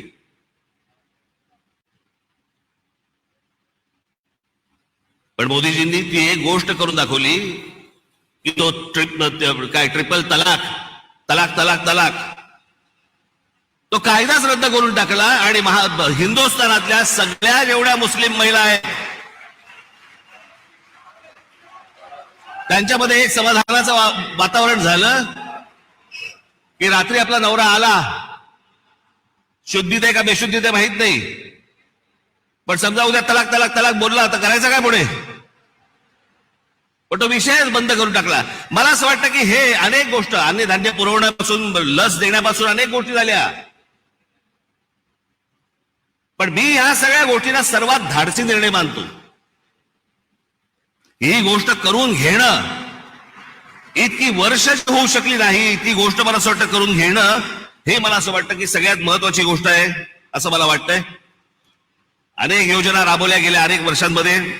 आज मोदीजी मी फक्त आपल्या समोर उभा आहे पुढच्या 5 वर्षासाठी. या पुढच्या 5 वर्षामध्ये आमच्या सर्वांच्या महाराष्ट्राच्या आपल्याकडनं अनेक अपेक्षा आहेत. त्या मला फक्त अपेक्षा आपल्यासमोर फक्त बोलून दाखवायच्या आहेत. याच्यापेक्षा मला कुठचंही लंबचौडं भाषण नाही करायचंय. त्यातली पहिली अपेक्षा आहे की गेले अनेक वर्ष खितपत पडलेला मराठी भाषेला अभिजात भाषेचा दर्जा मिळावा,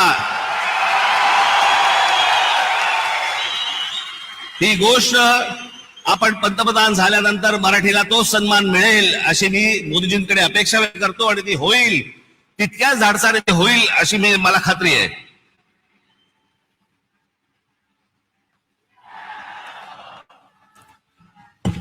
दुसरा विषय, कारण बाकीचे कसं आहे, बाकीच्या सगळ्या गोष्टी महाराष्ट्रामध्ये करण्यासाठी म्हणून आमचे देवेंद्रजी आहेत, एकनाथराव आहेत, अजितदादा आहेत, बाकीचे करतील.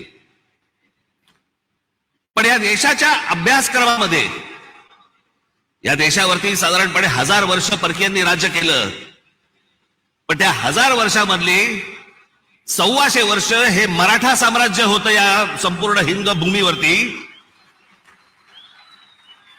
त्या मराठा साम्राज्याचा इतिहास हा शालेय शिक्षणामध्ये मुलांना लहानपणापासून शिकवला जावा की जेणेपासून हा देश कसा उभा राहिला हे या अख्ख्या देशातल्या मुलांना आणि भविष्यातल्या पिढ्यांना कळेल. तिसरी गोष्ट, समुद्रामध्ये शिवछत्रपतींचा पुतळा कधी उभा राहील नाही राहील मला माहिती नाही, पण माझी विनंती आहे की आमच्या शिवछत्रपतींची खरी जर स्मारकं कुठची असतील तर आमच्या शिवछत्रपतींचे गड किल्ले आहेत.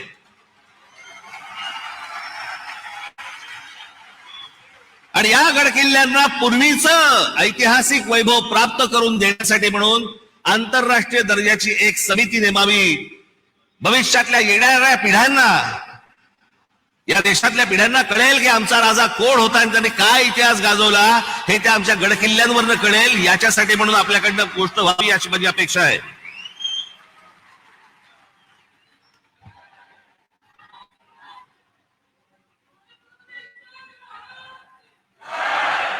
चार पाचच गोष्टी आहेत, माझ्या फार नाही आहेत. देशभरामध्ये अनेक ठिकाणी मोदीजी आम्ही पाहिलं की आपण उत्तम रस्ते बनवलेत, अनेक फ्लायओव्हर्स बनवलेत, अनेक ब्रिजेस बनवलेत. माझी आपल्याला कळकळीची विनंती आहे की गेल्या 18-19 वर्ष आमचा मुंबई गोवा महामार्ग हा अजूनही तसाच आहे, अजूनही तसाच खड्ड्यामध्ये आहे. तो लवकरात लवकर व्हावा अशी माझी आपल्या सर्वांना विनंती आहे. मगाशी रामदासभाईंनी उल्लेख केला, मोदीजी आपण पण आपल्या अनेक सभांमध्ये पण सांगितलं, पण आज जरा खडसावून सांगावं की या भारतामध्ये डॉक्टर बाबासाहेब आंबेडकरांनी जे उभं केलेलं जे संविधान आहे त्या संविधानाला कुठेही धक्का लागणार नाही. तुम्ही लावणार कधीच नव्हतात, पण जे विरोधक ज्या प्रकारचा प्रचार करतायत मला असं वाटतं त्यांची तोंड एकदाचीच बंद व्हावीत की जेणेकरून परत त्यांची तोंड उघडली जाणार नाहीत. अशी अनेक जनतेची या महाराष्ट्रातल्या अपेक्षा आहे. या देशामध्ये अनेक करोडो मुसलमान आहेत, लाखो मुसलमान आहेत, देशभक्त मुसलमान आहेत, जे या देशावरती प्रेम करतात, जे या देशावरती खरंच त्यांची निष्ठा आहे. खरं तर सांगायची गरज नाही, पण काही मुठभर आहेत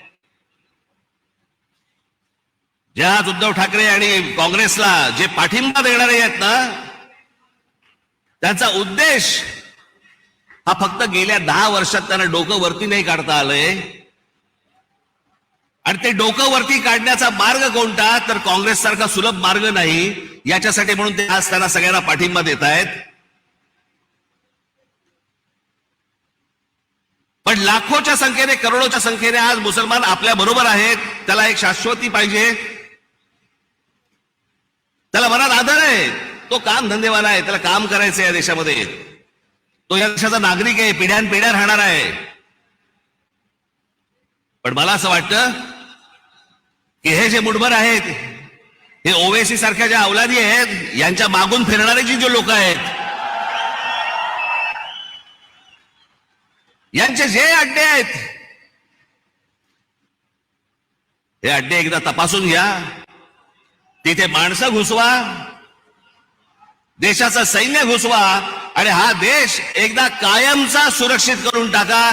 म्हणजे आमच्या आया बहिणींना याच्या पुढे देशामध्ये फिरताना कोणत्याही प्रकारचा त्रास इथे होणार नाही, अशी मी आशा अपेक्षा बाळगतो. आणि शेवटचं म्हणजे आमची मुंबईची रेल्वे. लाखो प्रवासी या रेल्वेने प्रवास करतात. या प्रवास करणाऱ्या रेल्वेच्या संपूर्ण यंत्रणेवरती आपण केंद्र सरकारने आपण बारीक लक्ष द्यावं, जास्तीत जास्त त्याच्यासाठी पैसे द्यावे, जास्तीत जास्त ती यंत्रणा चांगली कशी होईल याच्यासाठी म्हणून आपण पाहावं. एवढ्याच फक्त मी आज अपेक्षा आपल्या समोर घेऊन आलो होतो. बाकी भविष्यातल्या येणारा हिंदुस्थान हा आपल्या हातून उत्तम पद्धतीने मोठा हो, जगात मोठा हो, घडो, ही एक आशा अपेक्षा बाळगतो आणि आपण सर्वांची मी रजा घेतो. धन्यवाद. जय हिंद, जय महाराष्ट्र. धन्यवाद राज साहेब. देवी और सज्जनों, करोड़ों नागरिकों के मन की और दिल की बात जानने वाले, उनके जीवन में बुनियादी तौर पर परिवर्तन लाने वाले, विकास की गंगा भारत के घर घर में पहुंचाने वाले, आधुनिक युग के भगीरथ, देश की आशाओं की उम्मीद जिनके मजबूत कंधों पर टिकी हुई है, आधुनिक विश्व के सबसे बड़े लोकतंत्र के सबसे यशस्वी लोकप्रिय प्रधानमंत्री माननीय श्री नरेंद्र मोदी जी से मैं सविनय प्रार्थना करती हूं कि वे उनकी ओजस्वी वाणी और बहुमोल विचारों से हमें अनुग्रहित करें.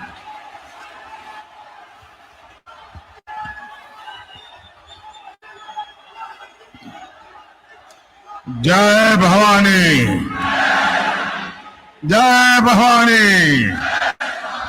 जय शिवाजी.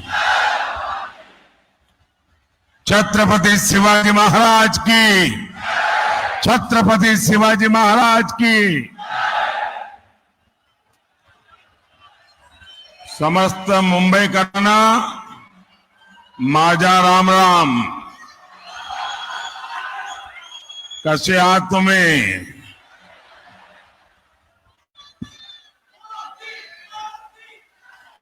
आप सभी हमें आशीर्वाद देने आए हैं. मैं आपका हृदय से बहुत बहुत आभार व्यक्त करता हूं. साथियों, मुंबई ये शहर सिर्फ सपने नहीं देखता. मुंबई सपनों को जीता है.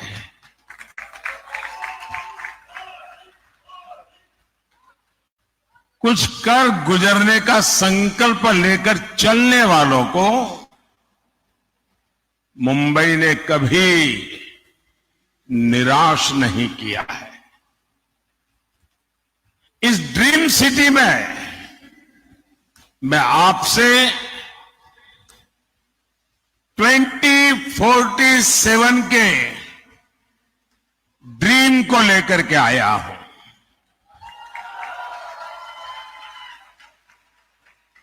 एक सपना है देश का, एक संकल्प है देश का. हम सब ने मिलकर विकसित भारत बनाना है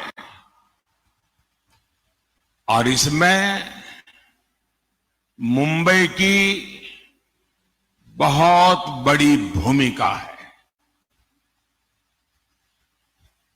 साथियों, आप मुंबई के लोग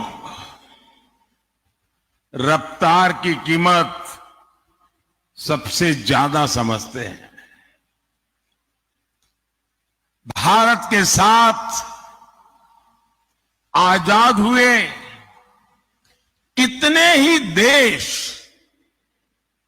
हमसे आगे निकल गए. हम क्या किसी से कम थे? फिर कमी कहां थी?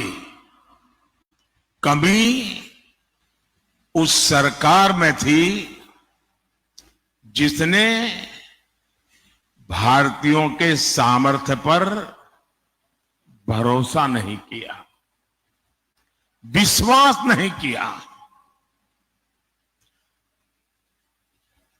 और मैंने ऐसे ऐसे प्रधानमंत्री देखे हैं, और मैं आप सबको कहूंगा, मुंबई वालों को, कि यूट्यूब पर जाकर के लाल किले से अब तक कौन प्रधानमंत्री क्या बोले हैं सारा अवेलेबल है। आप हैरान हो जाएंगे। एक वो भी वक्त था जब देश के प्रधानमंत्री लाल किले से हम भारतीयों को आलसी कहकर पुकारते थे।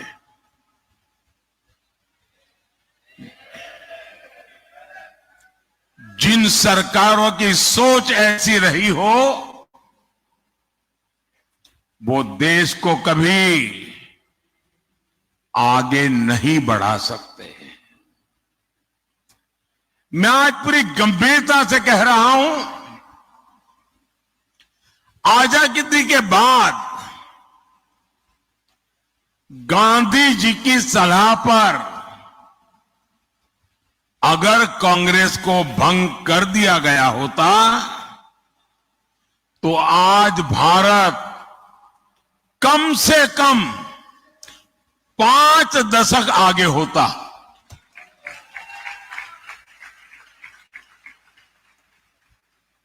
आजादी के बाद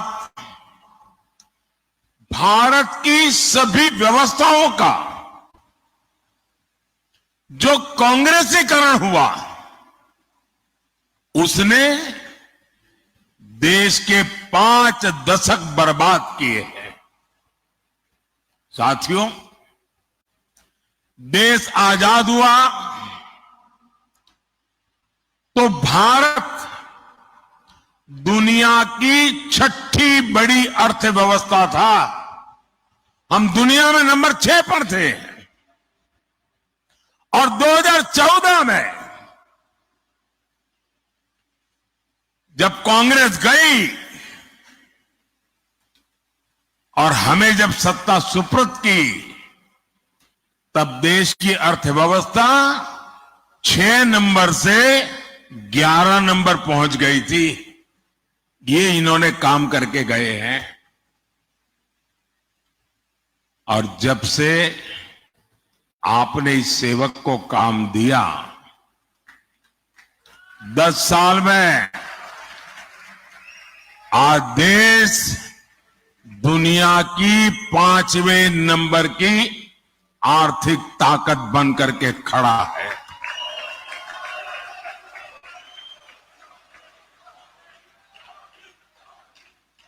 आज भारत में, मुंबई में रिकॉर्ड इन्वेस्टमेंट आ रहा है। और मेरी गारंटी है कि कुछ ही सालों में जब मैं आपके बीच आऊंगा तो हम दुनिया की तीसरी बड़ी आर्थिक ताकत बन चुके होंगे।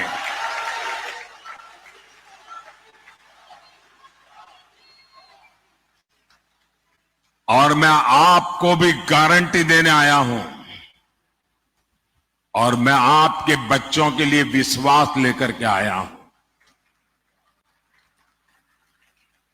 मैं आपको विकसित भारत देकर जाने वाला हूं।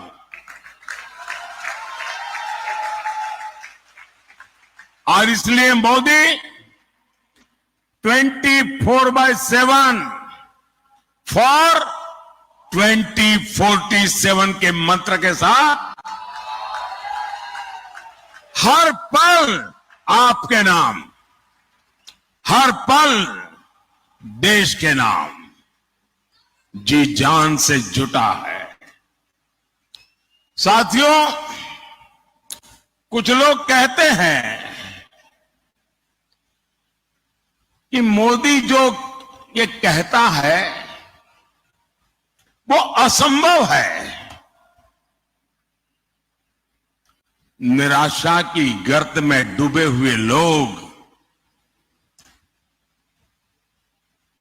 उनमें आशा का संचार करना लोहे के चने चबाने का काम होता है। और इसलिए निराशा को पाल करके बैठे हुए लोग हर पल हर चीज असंभव ही अनुभव करते हैं। ये वो लोग हैं जिनको लगता था राम मंदिर भी उनको असंभव लगता था।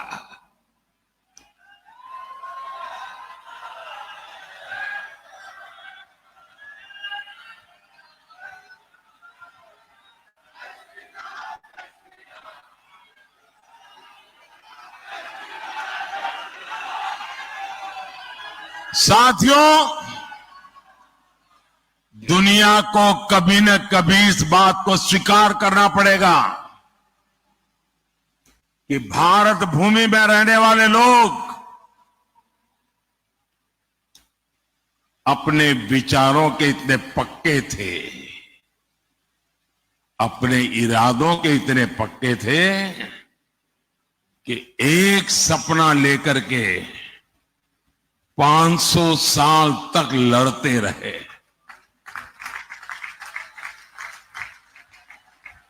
ये छोटा इतिहास नहीं है। 500 साल का अविरत संघर्ष, अनेक पीढ़ियों का संघर्ष, लाखों लोगों का बलिदान और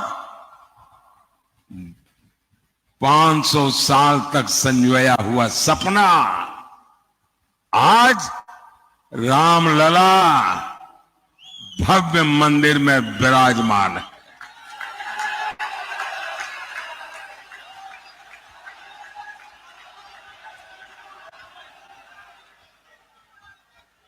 ये निराशा की गर्त में डूबे हुए वो लोग हैं जिनको आर्टिकल 370 का हटना भी असंभव लगता था। आज हमारी आंखों के सामने आर्टिकल 370 की जो दीवार थी ना, उस दीवार को मैंने कब्रिस्तान में गाड़ दिया है।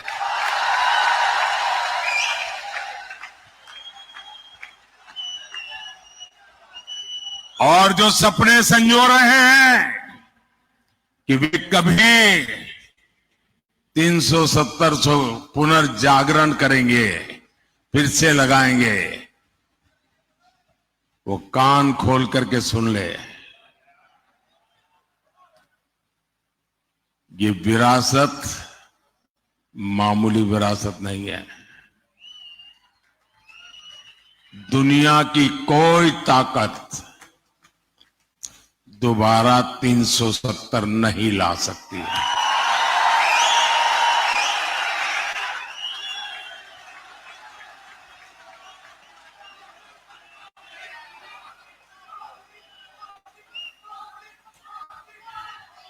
साथियों, हमारा देश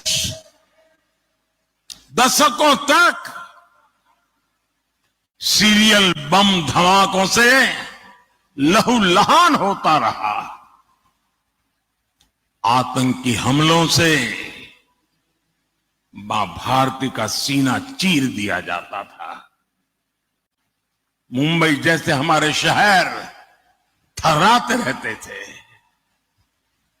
एक ही गूंज सुनाई देती थी कि कहीं कोई लावारिस चीज दिखाई दे तो पुलिस को जानकारी देना। एयरपोर्ट जाओ, स्टेशन पर जाओ, हर जगह पे लिखा रहता है लावारिस चीज को हाथ मत लगाना, लावारिस चीज से चौकन्ना रहना। 10 साल हो गए, सुना है क्या? सब बंद हो गया कि नहीं होगा? ये इनको असंभव लगता था। और अभी राज बता रहे थे 3 तलाक, देश की संसद ने 3 तलाक को ही तलाक तलाक तलाक कह दिया।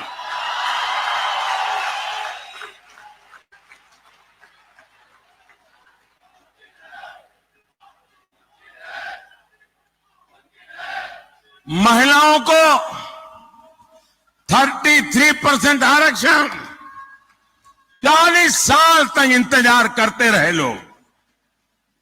संसद में बहस होती थी और जो आज संविधान को सर पर रख करके नाच रहे हैं, उन लोगों ने पार्लियामेंट में 33% आरक्षण के बिल को छीन करके फाड़ दिया था।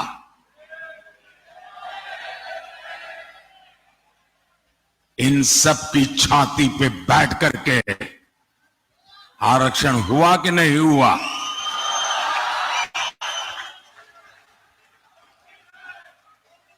कांग्रेस 60 साल तक कहती रही कि गरीबी हटाएंगे, और इनकी तो फैशन थी। और आप सचमुच में थोड़ा जो हिस्ट्री में रुचि रखते हैं, जरा देख लीजिए। आप लाल किले से इन प्रधानमंत्रियों के भाषण सुनेंगे और इन परिवार के सभी प्रधानमंत्रियों के भाषण सुनेंगे, तो उनके 20-25 मिनट के भाषण में 10 मिनट वो गरीबी पर बोलते थे।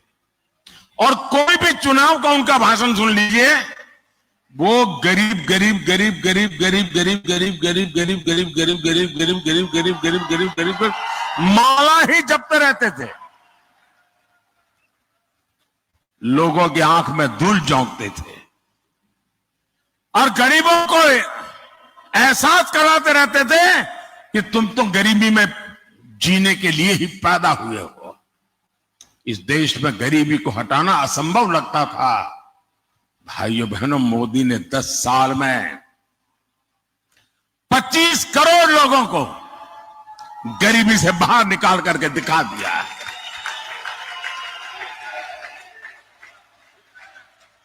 जो असंभव लगता था वो संभव हुआ कि नहीं हुआ? संभव हुआ कि नहीं हुआ? ये किसने संभव बनाया? ये किसने संभव बनाया? ये किसने संभव बनाया? कौन सी ताकत है जिसने ये किया है? ये कौन सी ताकत है? मोदी नहीं, ये आपके वोट की ताकत है, इसके कारण हुआ। ये आपके वोट का सामर्थ्य है। और इसलिए मैं, जो अपने बच्चों का उज्जवल भविष्य चाहते हैं, जो शांति और सुरक्षा चाहते हैं, जो विकास के अनगिनत अवसर चाहते हैं, जो भारत को विश्व में माथा ऊंचा करके जीने वाला देश के रूप में देखना चाहते हैं, ऐसे हर नागरिक को कहता हूं, जरा घर से बाहर निकलिए और अपने वोट का उपयोग कीजिए।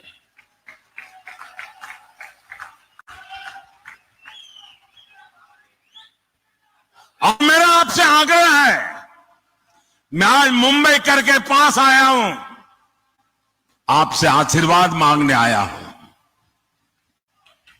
आप रिकॉर्ड तोड़ करके सारा मतदान करके दिखाइए इस बार।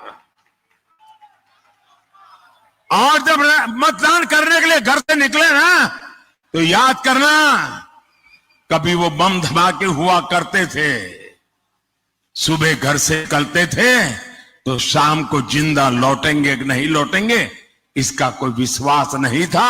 आज गर्व के साथ आपकी बेटी शाम को आनंद से घर लौट सकती है, ये याद करके जाना।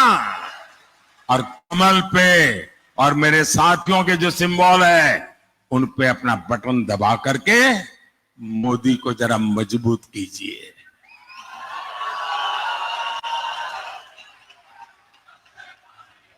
आपका एक वोट राष्ट्र हित में बड़े फैसलों का आधार बना है, और इसलिए एक एक वोट जरूरी है। साथियों, इन लोगों ने जब जनादेश चुराकर सरकार बनाई। मैं महाराष्ट्र की बात कर रहा हूं।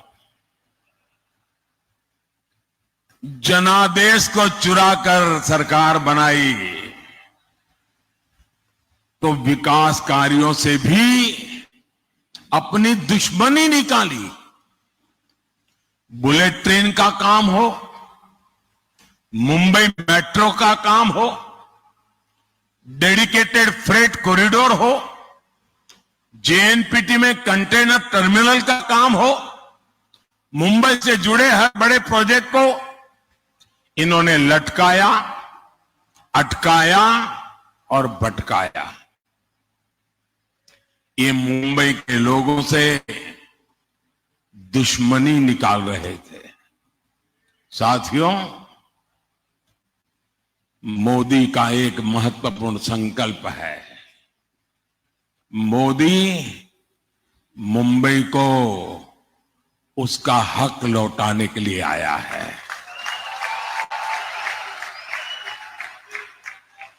आज दुनिया का आधुनिकतम इंफ्रास्ट्रक्चर मुंबई को मिल रहा है।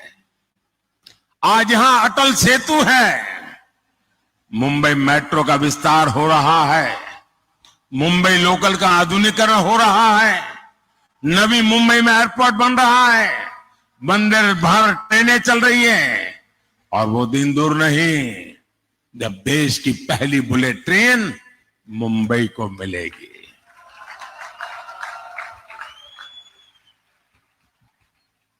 साथियों, आगे बढ़ते हुए भारत में एनडीए गठबंधन रोजगार के नए नए सेक्टर्स बना रहा है। पिछले 10 साल में भारत में 1.25 लाख से ज्यादा नए स्टार्टअप बने हैं। 8,000 से अधिक स्टार्टअप तो अकेले हमारी मुंबई में है। बीते 10 सालों में भारत मोबाइल मैन्युफैक्चरिंग में दुनिया का दूसरा सबसे बड़ा देश बना है जी। हम कभी मोबाइल फोन इंपोर्ट करते थे, आज हम मोबाइल फोन एक्सपोर्ट कर रहे हैं जी। टेक्नोलॉजी से लेकर टेक्सटाइल तक, टैलेंट से लेकर टूरिज्म तक, स्पेस से लेकर स्पोर्ट्स तक, आने वाले 5 सालों में नौजवानों के लिए असीम अवसरों से भरा भारत दुनिया की नजरों में एक बहुत बड़ी आशा का कारण, विश्वास का कारण बना हुआ है। और इसका बहुत बड़ा फायदा मुंबई के युवाओं को होगा, मुंबई के प्रोफेशनल्स को होगा। हमारी सरकार मातृभाषा में पढ़ाई को भी बहुत महत्व दे रही है। नई नेशनल एजुकेशन पॉलिसी के तहत अब मराठी में भी मेडिकल और इंजीनियरिंग की पढ़ाई संभव होगी। मैंने सुप्रीम कोर्ट से कहा था, मैंने कम से कम आप जजमेंट का ऑपरेटिव पार्ट होता है वो तो उस क्लाइंट की भाषा में दो। ये क्या अंग्रेजी का झंडा लेके घूम रहे हो तुम लोग। और आज सुप्रीम कोर्ट से अगर कोई मराठी भाषी व्यक्ति का केस चल रहा है और उसको जजमेंट का ऑपरेटिव पार्ट मराठी में चाहिए तो मिलना तय हो चुका है। दोस्तों, भाई और बहनों, शहरी मिडिल क्लास हो या फिर शहरी गरीब, ईज ऑफ लिविंग ये मोदी की प्राथमिकता है। जो झुग्गियों में रहता है उसको भी आज पक्के घर का भरोसा मिला है। सबके घर का सपना पूरा हो, इसके लिए मोदी सरकार हजारों करोड़ की मदद दे रही है। आज महाराष्ट्र के 45,000 से ज्यादा रियल एस्टेट प्रोजेक्ट्स रेरा कानून के दायरे में आए हैं। मतलब इन्वेस्टर के लिए विश्वास का पक्का व्यवस्था मिली है। अकेले महाराष्ट्र में ही है 17,000 से ज्यादा इन्वेस्टर्स की शिकायतों का निवारण हुआ है। साथियों, क्वालिटी हेल्थ केयर और सस्ता हेल्थ केयर यह हमारा फोकस है। और अब तो मोदी ने तय किया है, आप जो बेटे बेटी कमाते हैं ना, आज हर घर में बुजुर्ग होते ही हैं। माता पिता, दादा दादी, चाचा चाची, नाना नानी, और 70 साल के बाद छोटी मोटी कोई न कोई बीमारी तो होती ही होती है। अब जो बेटा बेटी मेहनत करके कमाते हैं, उनके सामने चिंता रहती है, वो मां बाप को संभालने के लिए तैयार है, लेकिन एक तरफ अगर बीमारी आ गई तो चिंता रहती है कि रोजमर्रा का जिंदगी कैसे गुजारेंगे और बच्चों की आशा अपेक्षाओं का क्या। हर कमाने वाले बेटे बेटी को चिंता रहती है। मोदी ने तय किया है, कोई भी व्यक्ति, हिंदुस्तान का कोई भी व्यक्ति जो 70 साल से ऊपर है, अब उनके बीमारी में उनके इलाज की चिंता उनके बेटी बेटी पर नहीं रहेगी। ये जिम्मा मोदी संभालेगा।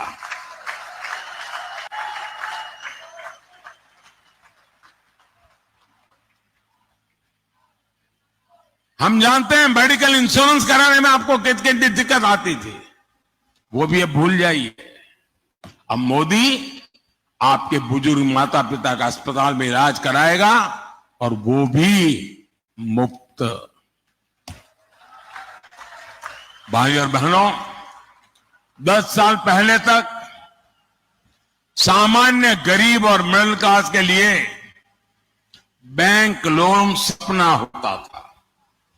आज बिना गारंटी का लोन मिल रहा है। पहले फुटपाथ पर रेहड़ी पर काम करने वालों को बैंक के दरवाजे तक जाने की हिम्मत नहीं थी। जिनको कोई नहीं पूछता था, मोदी उनको पूजता है। और मैं हमारे शिंदे जी वगैरह का आभार व्यक्त करता हूं कि एक आध साल पहले मुझे यहां बुलाया था और करीब 1 लाख रेहड़ी पट्टी वाले भाई बहन इकट्ठे हुए थे और उनको हजारों करोड़ रुपया बैंक से लोन मिला था। उनकी पूरी जिंदगी बदल गई। वरना पहले क्या था, रेहड़ी पटरी वालों को साहूकार के प्यास से बहुत महंगे ब्याज में पैसे लेते थे और कारोबार में से ज्यादा पैसा ब्याज में चला जाता था। आज उनको बैंक से लोन मिलता है और गारंटी कौन देता है? गारंटी मोदी देता है। बिना गारंटी पैसे मिलता है। और ये मेरे रेहड़ी पटरी वाले भाई बहन पाई पाई समय पर चुकता करते हैं, बैंकों पर कोई बोझ नहीं होने देते। साथियों, मोदी के पास 10 साल का रिपोर्ट कार्ड है और 25 साल का रोड मैप भी है। और दूसरी तरफ इंडी गठबंधन वालों के पास क्या है? जितने लोग उतनी बातें, जितने दल उतनी घोषणाएं और जितने दल उतने प्रधानमंत्री। कांग्रेस के माओवादी मैनिफेस्टो में जितनी घोषणाएं हैं, अगर उनका हिसाब लगाएं तो देश दिवालिया हो जाएगा। इनकी नजर हमारे मंदिरों के सोने पर है। इनकी नजर महिलाओं के मंगलसूत्र पर है। इन लोगों ने 50% इनहेरिटेंस टैक्स का आइडिया फ्लॉट किया है। यानी आप अपने बच्चों को अपनी विरासत नहीं दे पाएंगे। आपने कितनी मेहनत करके कितना ही कमाया हो, इकट्ठा किया हो, आधा ये सरकार छीन लेना चाहती है, आपको बच्चों को नहीं देने देगी। ये आपकी प्रॉपर्टी का एक्सरे करके अपने वोट बैंक को, जो वोट जिहाद करते हैं ना, उनको देने के लिए वो निर्णय कर चुके हैं। साथियों, ये इनके इरादे बड़े खतरनाक है। कांग्रेस के लिए ये अस्तित्व बचाने की लड़ाई है। वो किसी भी हद तक जा सकती है। साथियों, मुंबई तो भारत का इकोनॉमिक पावर हाउस है। आप देखिए 10 साल पहले शेयर बाजार कहां था और आज कहां है। आज देश के लाखों लाख छोटे छोटे निवेशक बाजार से जुड़े हैं। दुनिया के 4th लार्जेस्ट स्टॉक मार्केट पर देश दुनिया का भरोसा बढ़ता जा रहा है। इंडिया गाड़ी वाले जो साजिश से रच रहे हैं, उसका एक मकसद इस भरोसे को भी तोड़ना है। मैं आपको सावधान कर रहा हूं, कांग्रेस और इंडिया गाड़ी की माओवादी इकोनॉमिक्स मुंबई के पहिए ही जाम कर देगी। दोस्तों, मैं कल्पना करता हूं कि इनकी सोच देश के लिए कितनी बड़ी भयंकर आर्थिक स्थिति पैदा कर सकती है। साथियों, मुंबई चैत्य भूमि से प्रेरणा पाती है। ये भी हमारी सरकार है जिसने चैत्य भूमि सहित देश दुनिया में बाबा साहब के पंच तीर्थ विकसित किए हैं। साथियों, शिव तीर्थ की इस भूमि में यहां कभी बाबा साहब ठाकरे और वीर सावरकर की हुंकार गूंजी थी। लेकिन आज विश्वासघाती अघाड़ी को देखकर उनकी आत्मा को कितना दुख होता होगा। इन नकली शिवसेना वाले, इन्होंने बाला साहब को धोखा दिया। इन्होंने शिव सैनिकों के बलिदान को धोखा दिया। सत्ता के लिए ये राम मंदिर को गाली देने वालों के साथ चले गए। सत्ता के लिए ये मुंबई हमले के बाद पार्टी कर रहे लोगों के साथ चले गए। जो कांग्रेस दिन रात वीर सावरकर को गालियां देती है, आज उसकी गोद में बैठे हैं।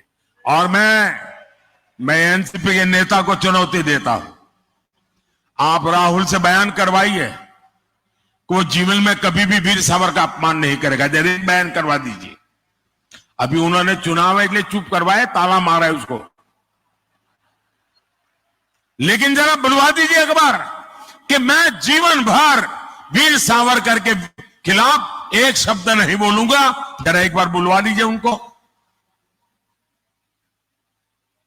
वो नहीं कर सकते क्योंकि उनको पता है चुनाव खत्म होते ही फिर से वीर सावरकर को गालियां देना शुरू करने वाले हैं।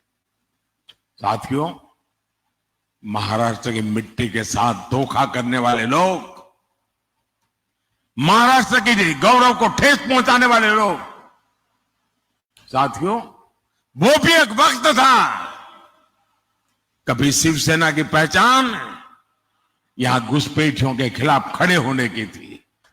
आज वही नकली शिवसेना सीएए का विरोध कर रही है। इनको अब हिंदुओं, बौद्ध, जैन, सिख शरणार्थियों को नागरिकता देने पर भी आपत्ति है। हिंदुस्तान में ऐसा हृदय परिवर्तन किसी पार्टी का नहीं हुआ जैसा अभी की नकली शिवसेना का हुआ है।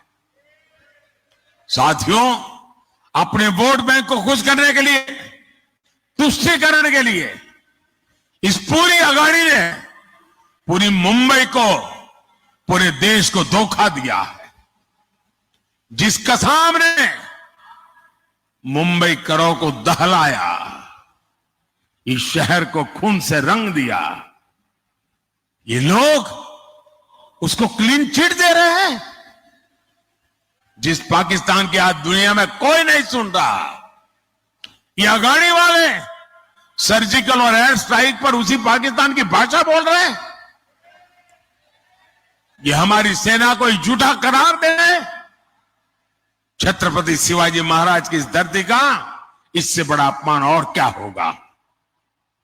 साथियों, इंडिया गाड़ी वाले लगातार बाबा साहब आंबेडकर का, हमारे संविधान का भी अपमान कर रहे हैं। बाबा साहब धर्म के आधार पर आरक्षण के खिलाफ थे।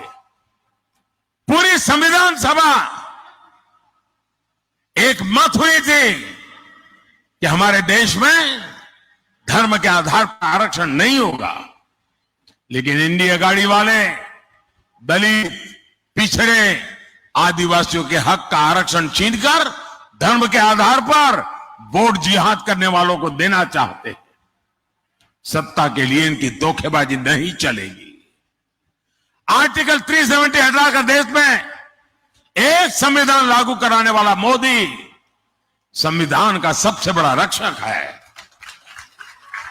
और जो लोग आज संविधान को माथे पर लेकर के नाच रहे हैं, उन्होंने पहले संविधान के शरीर को तोड़ा। हमारे संविधान की जो पहली प्रत है, उसमें एक हिस्सा है संविधान के संबंध में लिखा हुआ बातें, दूसरा उसमें चित्रकाम है। वो सब मिलाकर के एक संविधान बना है। और इन चित्रों में हजारों साल की हमारी विरासत को चित्रांकित किया गया है। इन्होंने पहला काम किया, पंडित नेहरू ने वो चित्र वाला संविधान अलमारी में रख दिया और सिर्फ बाद में उसकी आत्मा को उन्होंने चूर चूर कर दिया। अब ये लोग संविधान की पीठ में छुरा भोंकने की कोशिश कर रहे हैं। मैं कांग्रेस को किसी दलित, पिछड़े, आदिवासी का आरक्षण कभी भी छीनने नहीं दूंगा।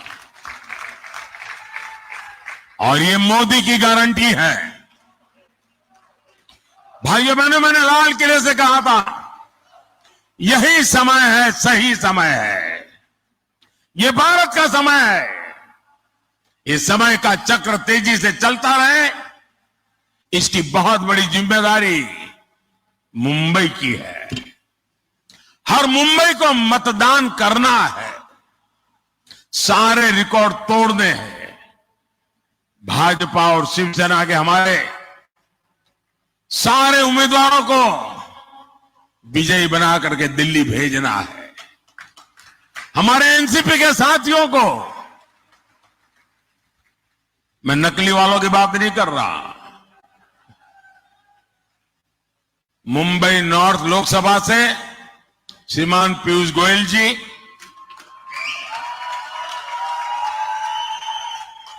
मुंबई नॉर्थ वेस्ट लोकसभा से रविंद्र वायकर जी,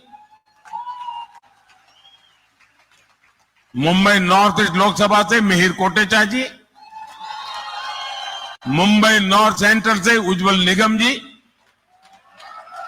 मुंबई साउथ सेंट्रल से राहुल सोयवाले जी, मुंबई साउथ लोकसभा से श्रीमती यामिनी यादव जी। इन सभी के पक्ष में 20 मई को ज्यादा से ज्यादा मतदान करना है। और जब आपको वोट देंगे ना आप इनको, वो वोट सीधा का सीधा मोदी के खाते में जाएगा।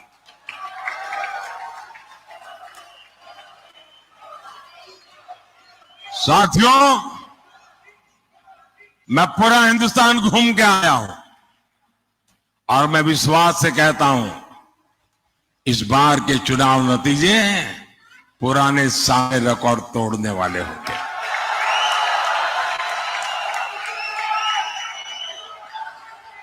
भारत एक बहुत बड़ी शक्ति के रूप में उभरेगा। 4 जून, और इसलिए साथियों आप सबका सक्रिय सहयोग, मेरे साथ बोलिए भारत माता की, भारत माता की, भारत माता की। बहुत बहुत धन्यवाद।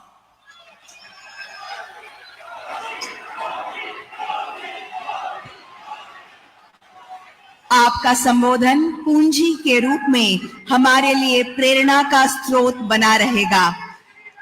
नव भारत के जनक माननीय मोदी जी का प्रति मैं आभार प्रकट करती हूं। बहुत बहुत धन्यवाद। देवी और सज्जनों, हम सब मोदी जी का परिवार अब की बार